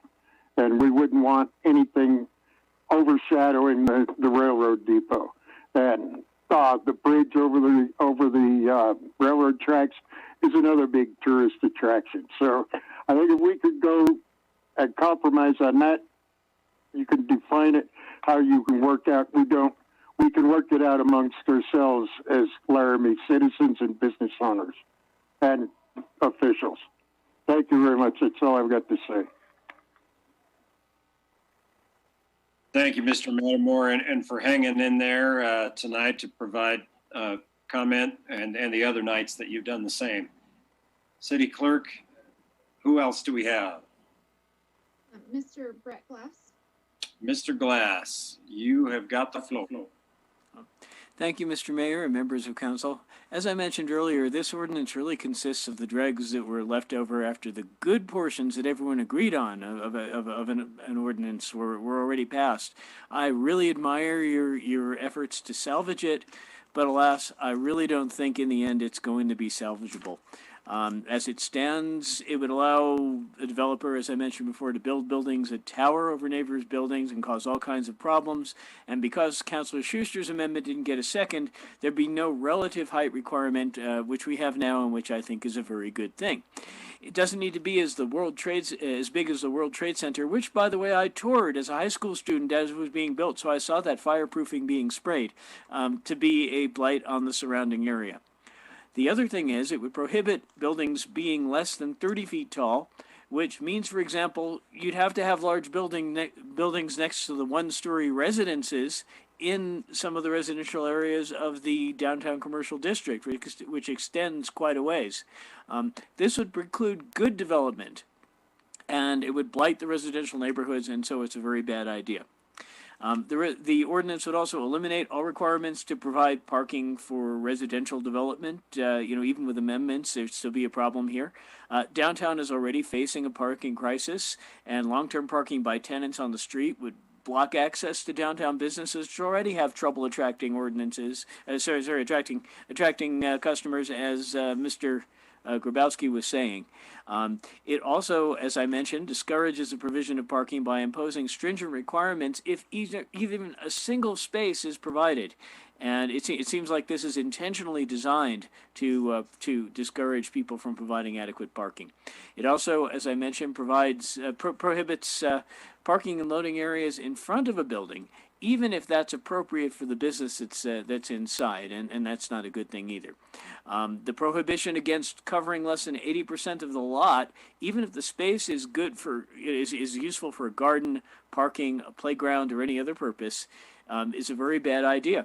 The former Overland restaurant, which is now called Born in a Barn, would be non-conforming if this passed because it has more than 20% of its area as patio space, and therefore it wouldn't meet this requirement, and yet it's fine. On the other hand, it would not preclude another monstrosity like Shocktoberfest. So it really wouldn't do us any good, it would only do harm.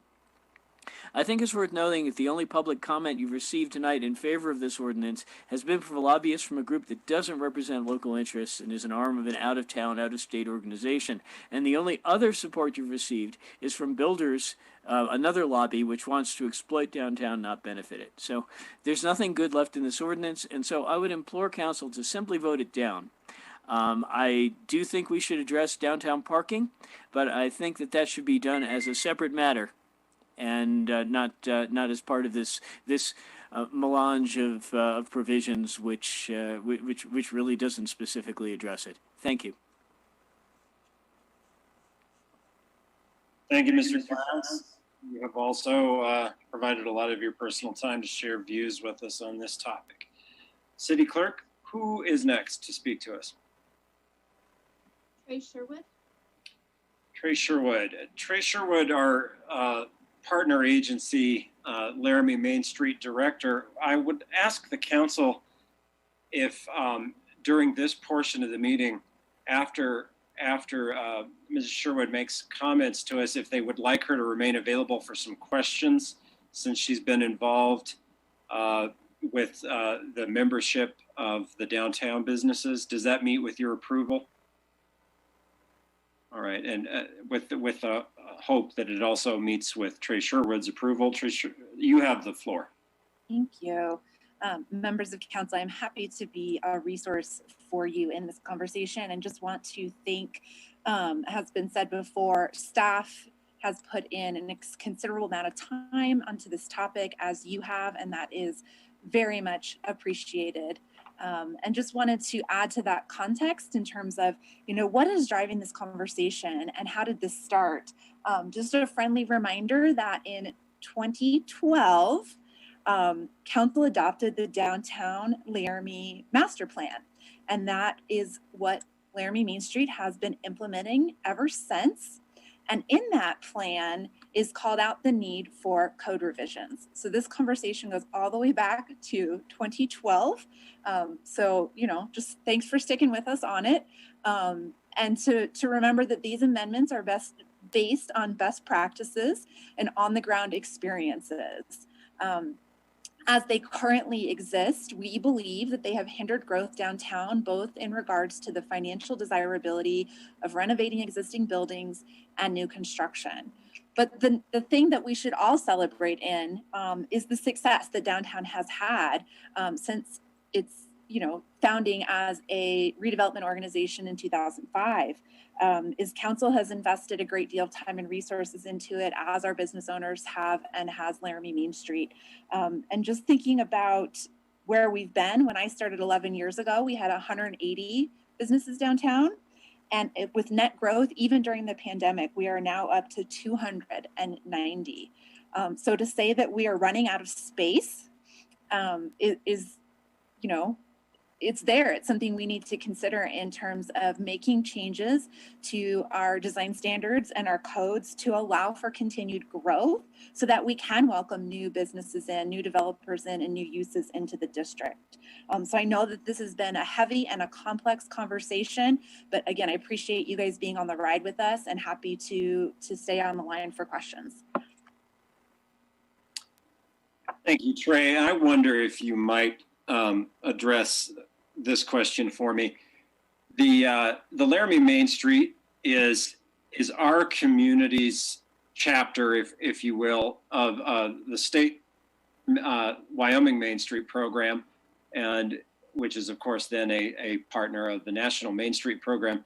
It's my understanding that one of the main focuses of the organization is to balance community desire for historic preservation, especially in those communities that are blessed to have a unique and historic downtown like Laramie is, with the ability to develop more businesses and expand the local economy, and to really find the best ways to balance those two competing desires and concerns for a community.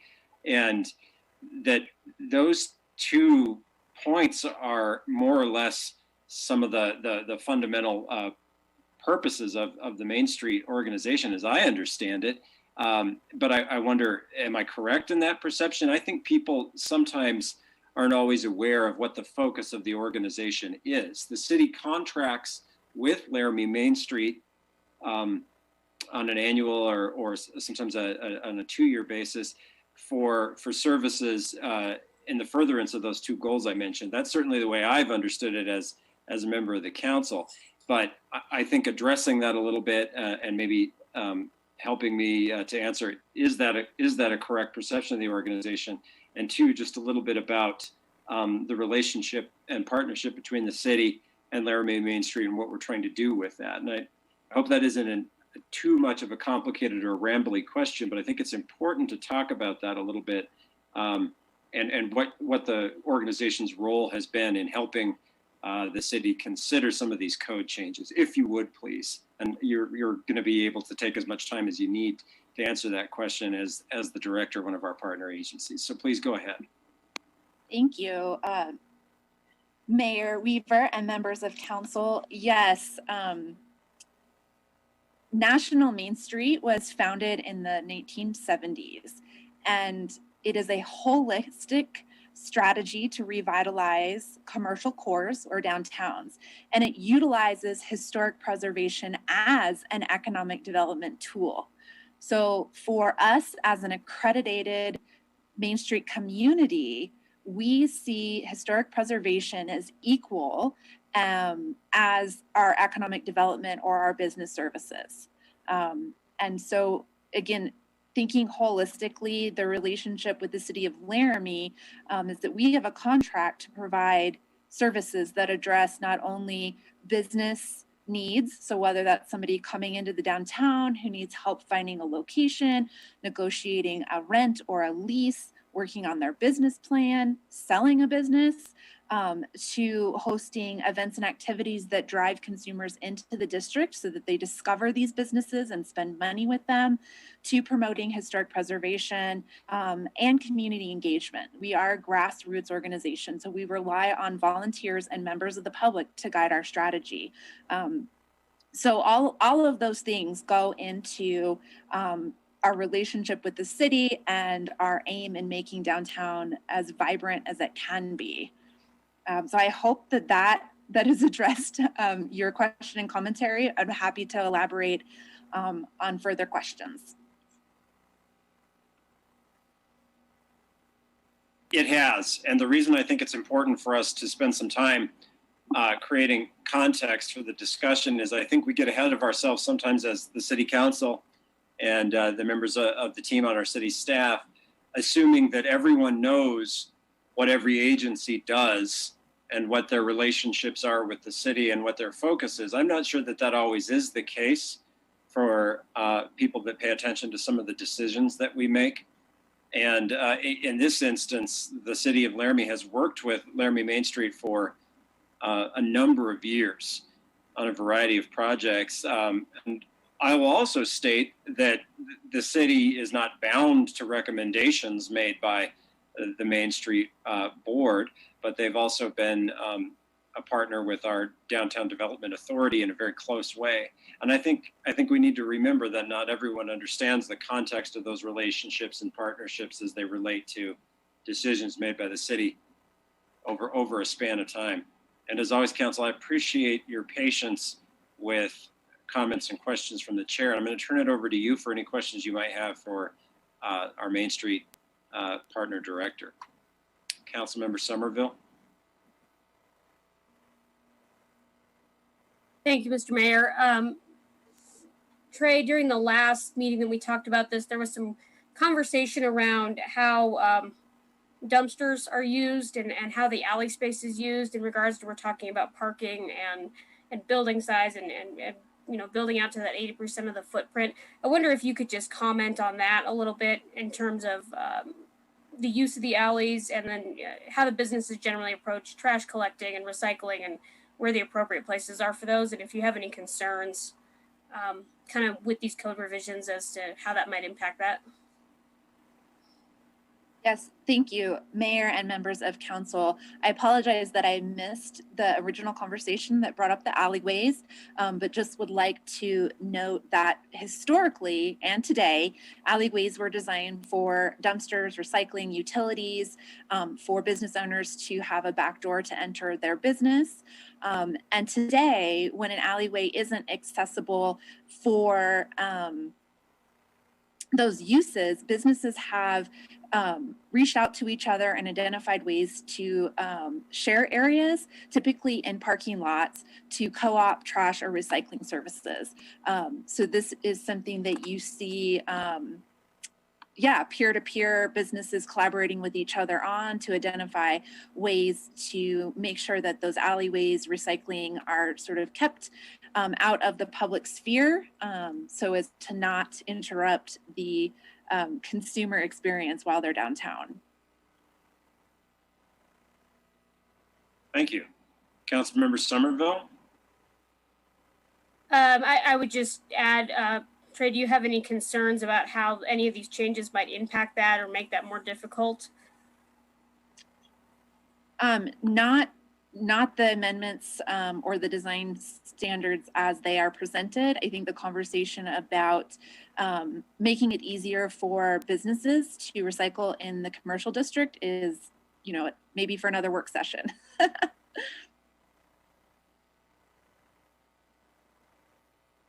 Thank you, Mr. Mayor. You're welcome, Councilmember Somerville. Thank you. Other questions or points regarding the Main Street organization?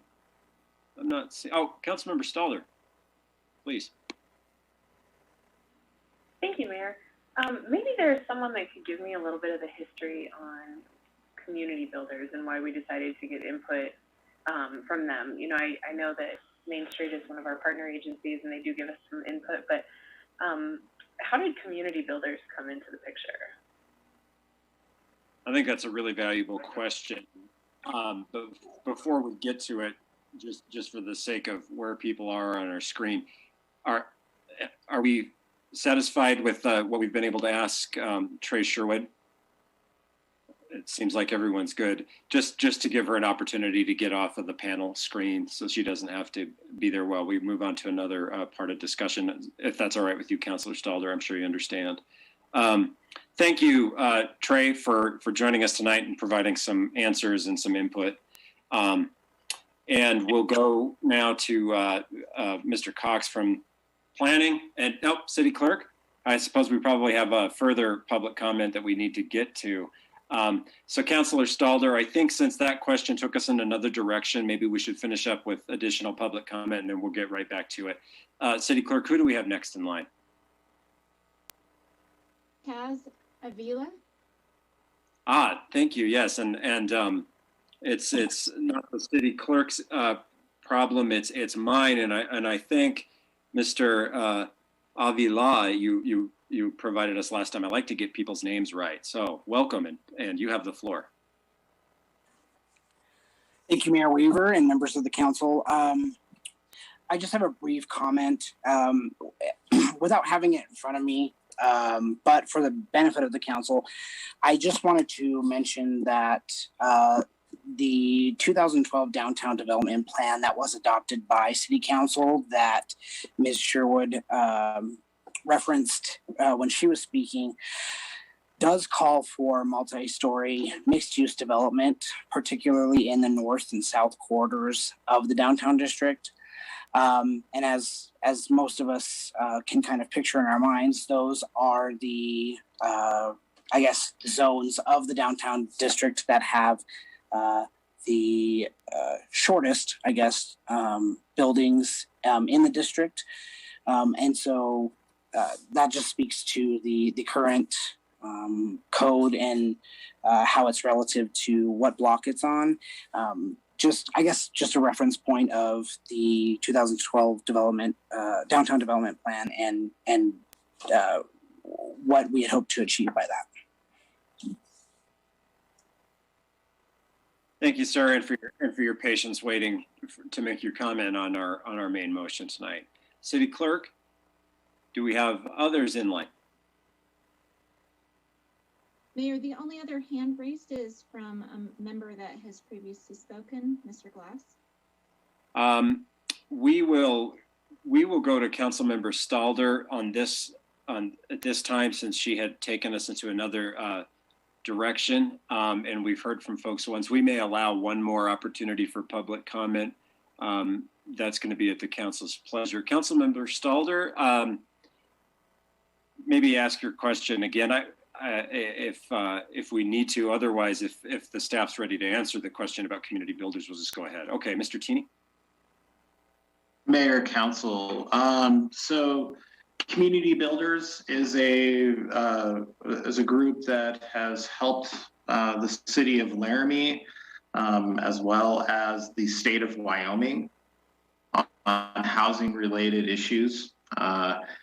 The first opportunity that the city had to work with the Community Builders organization was in a state organized work group that was held in Riverton, Wyoming, where cities within the state of Wyoming were able to apply to and attend a intensive 3-day workshop, essentially on how to address housing issues within your community. And the city of Laramie sent staff as well as members of the public that were interested, and we see Ms. Somerville raising her hand, as well as Chaz Avila was also present, who just spoke. And we used that opportunity really to kind of, I'm going to say, cut our teeth in terms of really looking at housing and how housing, how codes, how housing shapes your community. And following that conversation with community builders, which we felt was a really positive experience, we then brought in community builders to help aid us in the housing component of the economic development plan that we were working on.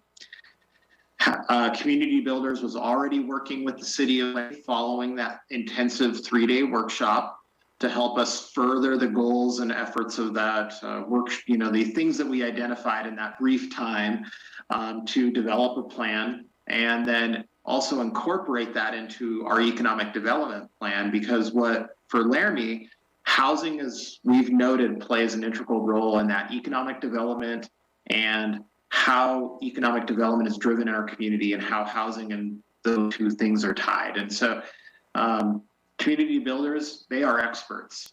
They bring in other teams and other members. One of those members that I'm going to mention is Cascadia Partners.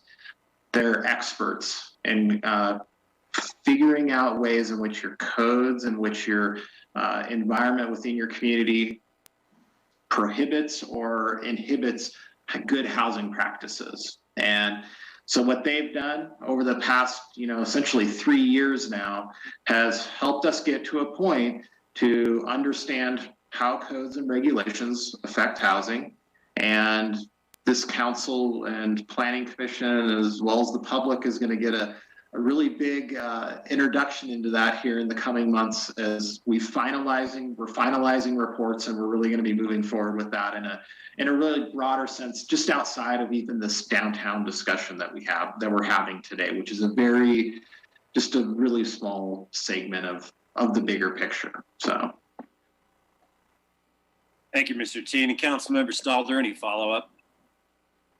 Thank you. I did a little bit of research on them just because I was interested, and it looks like they've done similar consulting in like Lander and Sheridan. Do you have any idea of kind of how that worked out? I mean, it seems like we're kind of putting a lot of stock in their recommendations, and they've done this in other towns. And then Cascadia Partners also is a venture capital firm. So, I mean, I'm sure they're very interested in codes so they can find a good place to develop, not necessarily experts in the code code writing. Virginia, I saw you nod if you want to go ahead and respond to that one. It's a broad question, but many of them have been, and that's okay. We need to have that kind of discussion. Go ahead, Mr. Tini. Mayor and Council, I think I mentioned earlier on the community builders was also brought in by the state of Wyoming to provide for broad-based housing initiatives for communities all across the whole state. And through their efforts, they've actually produced some documentation that any community can use related to housing. And it's going to be some of the information that you'll see in the coming months for specific to Laramie. And so, in terms of community builders, they have done work in other communities.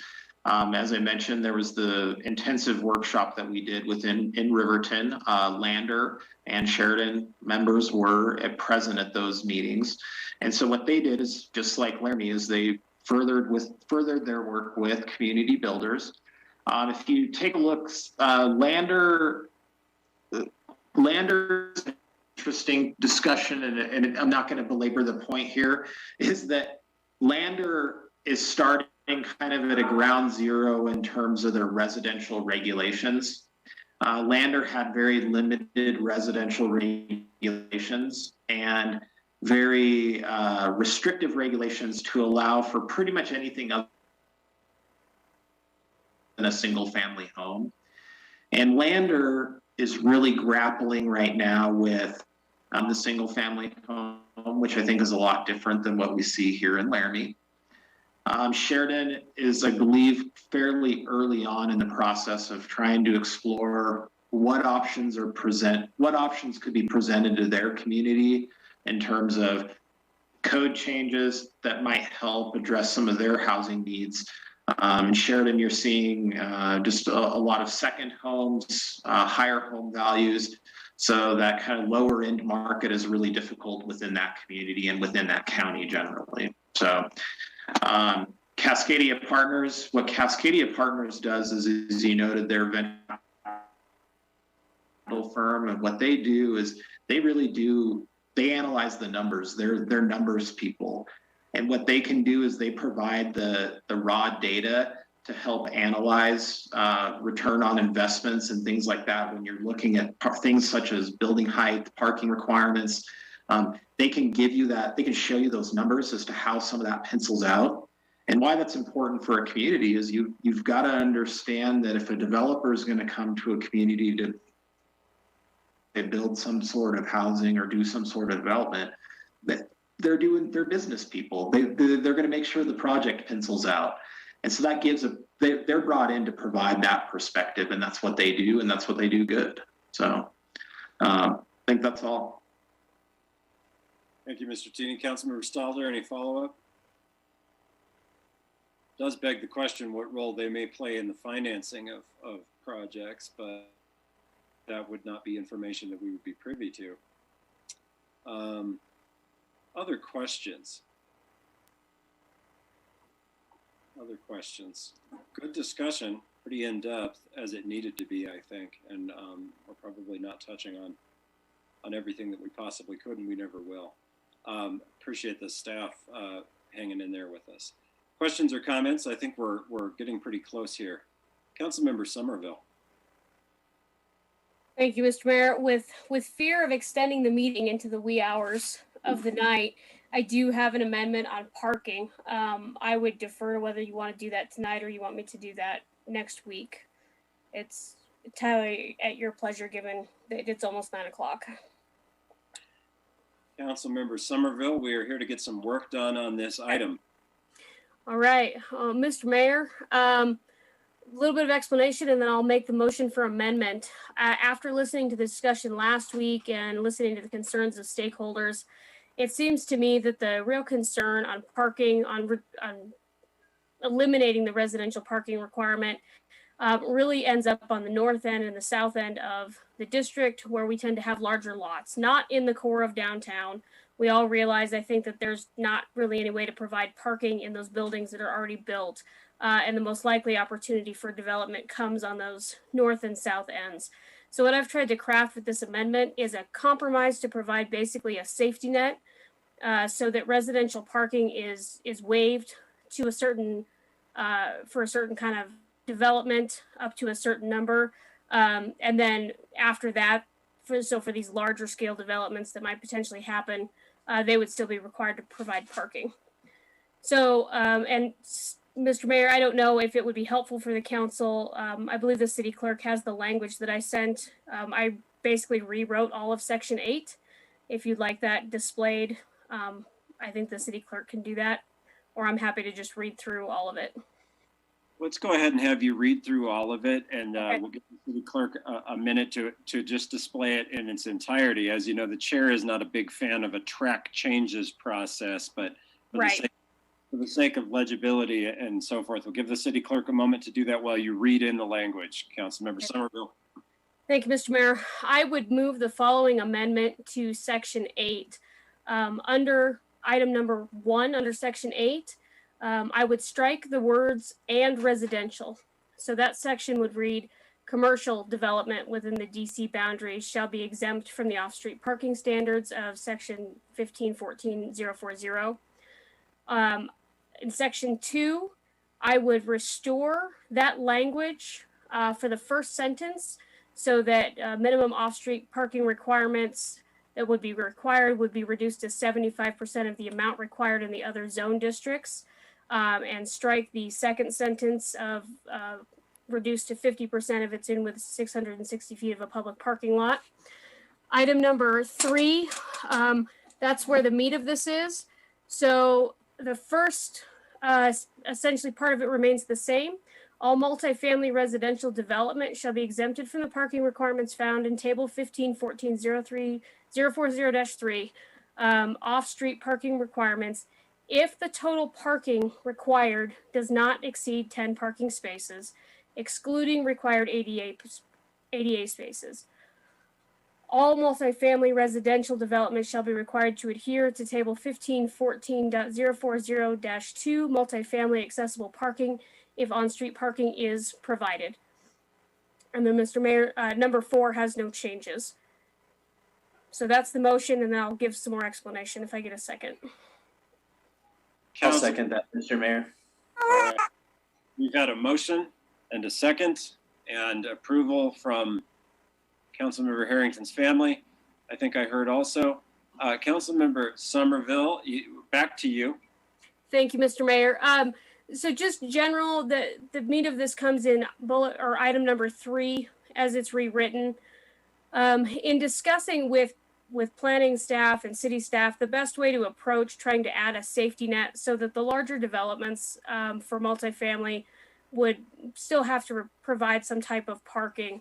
It really wasn't suitable to do it by unit or by bedroom size, and it was recommended to do it through the parking spaces. So essentially in the process, the developer would present a plan, calculate the number of bedrooms, and I would ask Mr. Tini to correct me if I say anything incorrect about this process.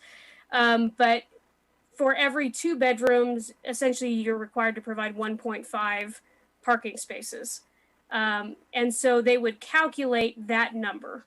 And if that number is over 10 spaces, then they would have to provide that parking at a 75% rate to the parking code. If it's under 10 spaces, then they would be waived from providing residential parking spots as part of the developments. What that really targets, in my opinion, is giving the ability for the developers in the core of downtown who may want to add a few residential units to a second story or a third story, the ability to do that without trying to put the burden of parking, because we want to continue to encourage development in that area.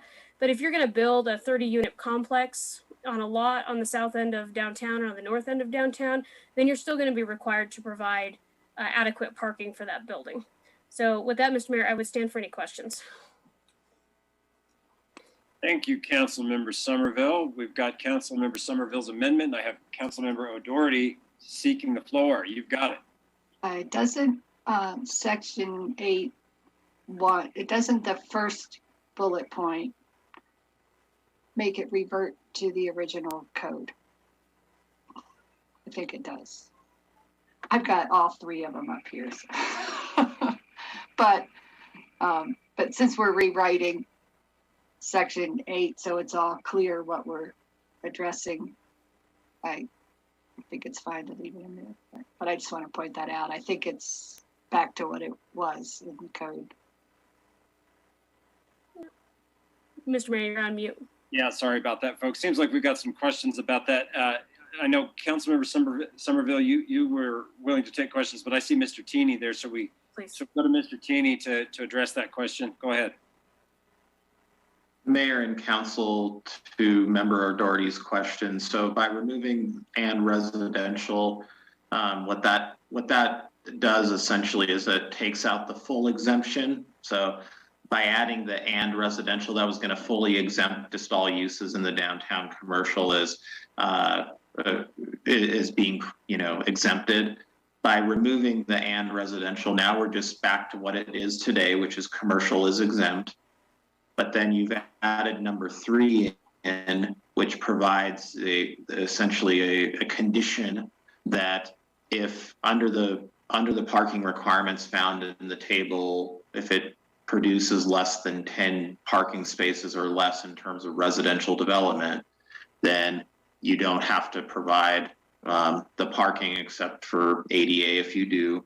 And then anything over that would be required to fall under the standards as it's been amended here, which would be, providing the 75% reduced amount of parking based upon whatever your parking calculation ends up being, large multifamily building or smaller one, it doesn't really matter. So I think that would achieve what we have there.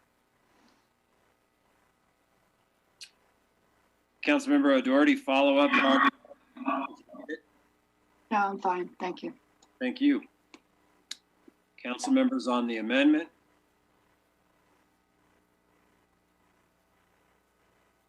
Comments or questions? Mr. Teeny? Regarding the amendment, I think from staff's perspective, this is still a step in the right direction. I think with the amendment, you will see your larger multifamily structures, they are going to, they're going to definitely have to provide some sort of parking somehow.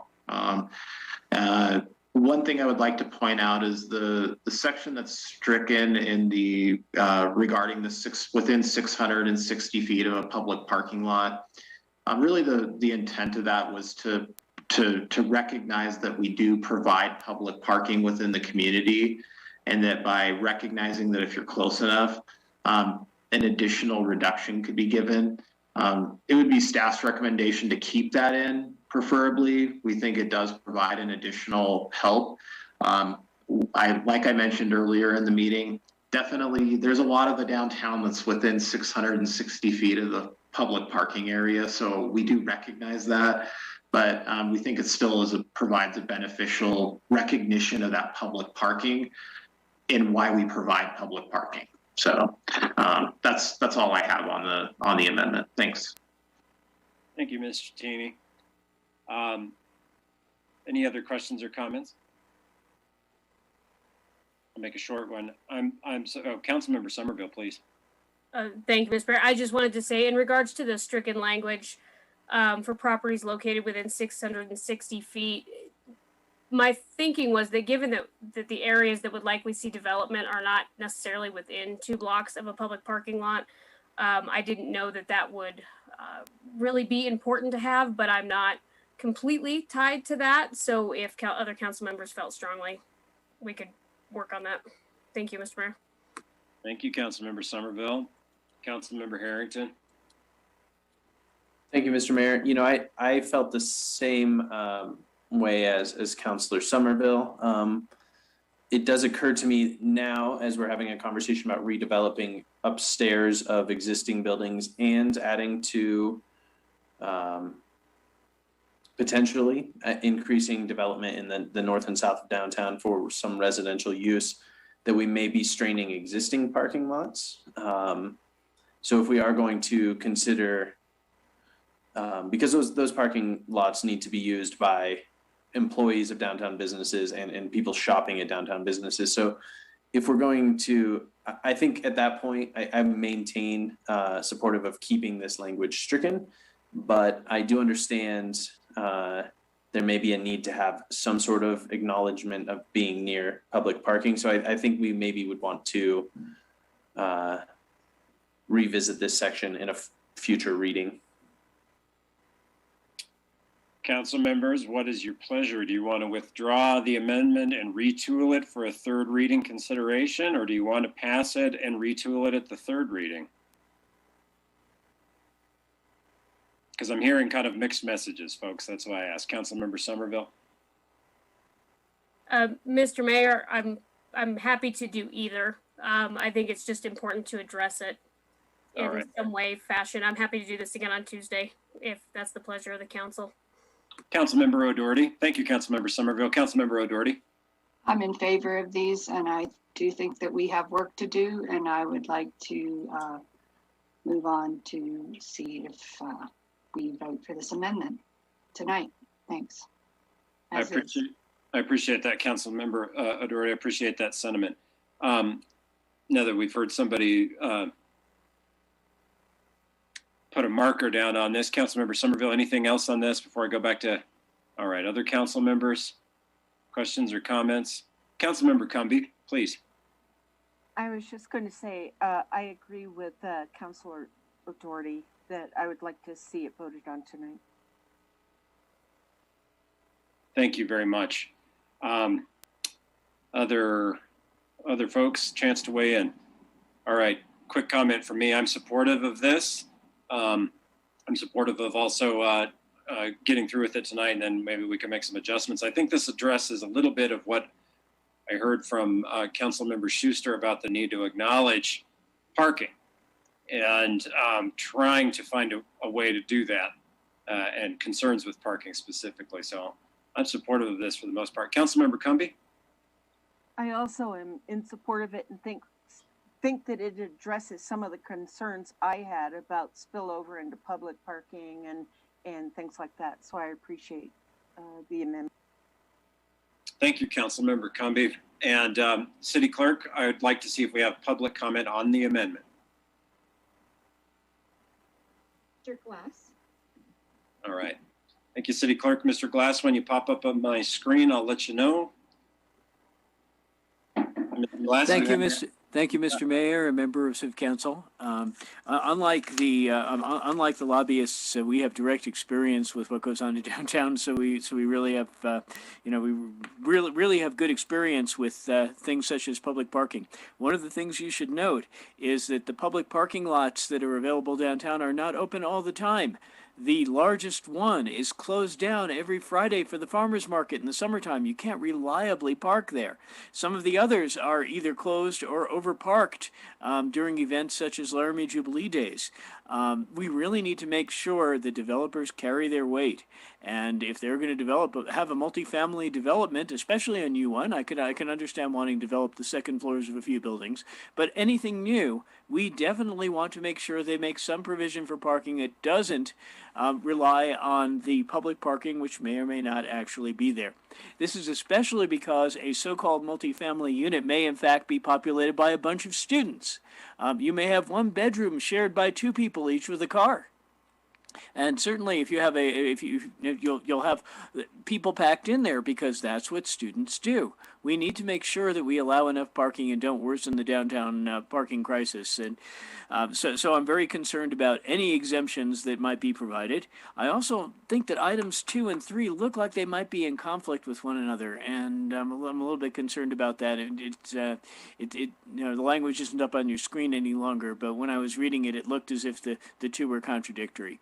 But I would say definitely this is something which should be broken out and discussed separately. To have it mixed in with all the other things in this ordinance, I think, is just a bad idea, because we really should have public forums, public hearings, and some real insightful discussion and planning about what to do here. Thank you.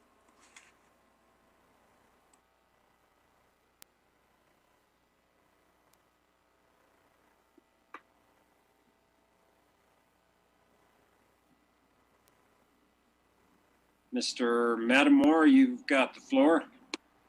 Well, let me turn this off. I like this amendment.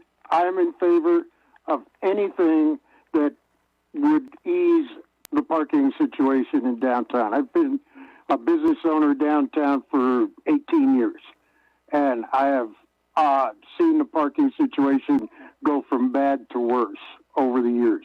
So if we're going to bring in residential and we're going to bring in multi-story buildings, they can share some of the burden with the existing property owners as to providing parking downtown. The taxpayers and the property owners are already paying for street maintenance, parking lot maintenance, and all the rest of it. I think a developer who comes into town to build something should share in that burden with the rest of us. So I think we're headed in the right direction with this. And that's all I have to say on it.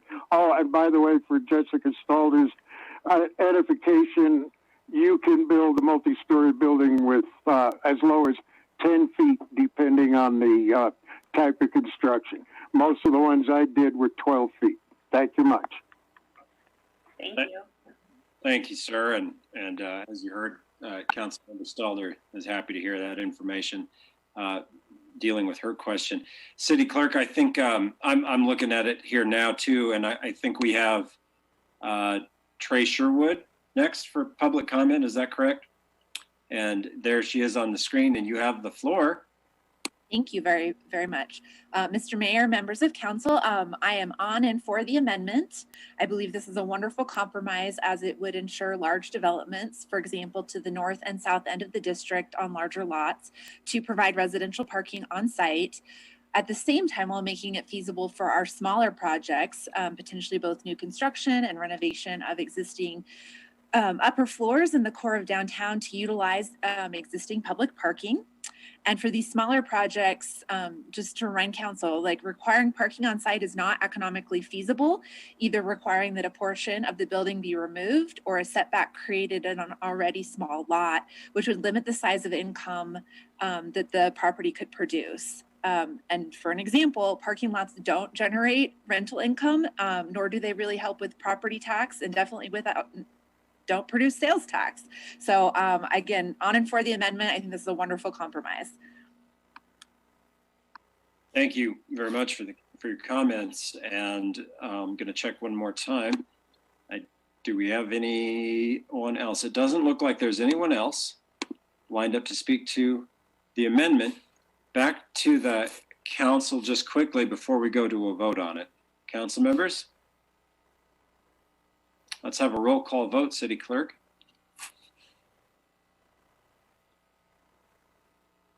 Humby.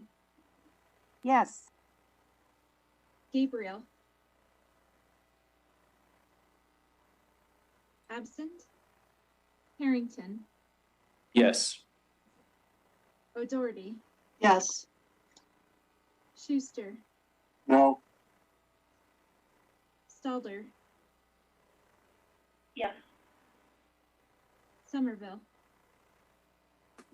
Yes. Pierce. Yes. Weaver. Yes. So we go. Why don't we move to see what Councilmember Gabriel's vote was on the amendment? Yes.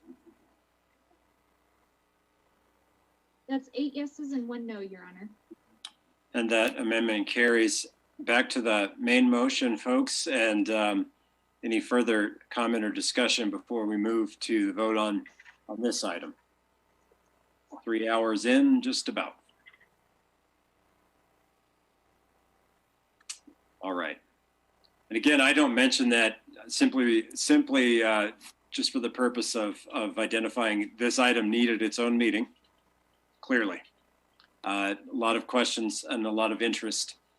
Council members, we've heard amendments and public comment and discussion and feedback from the staff. Your final chance for comments before the roll call vote.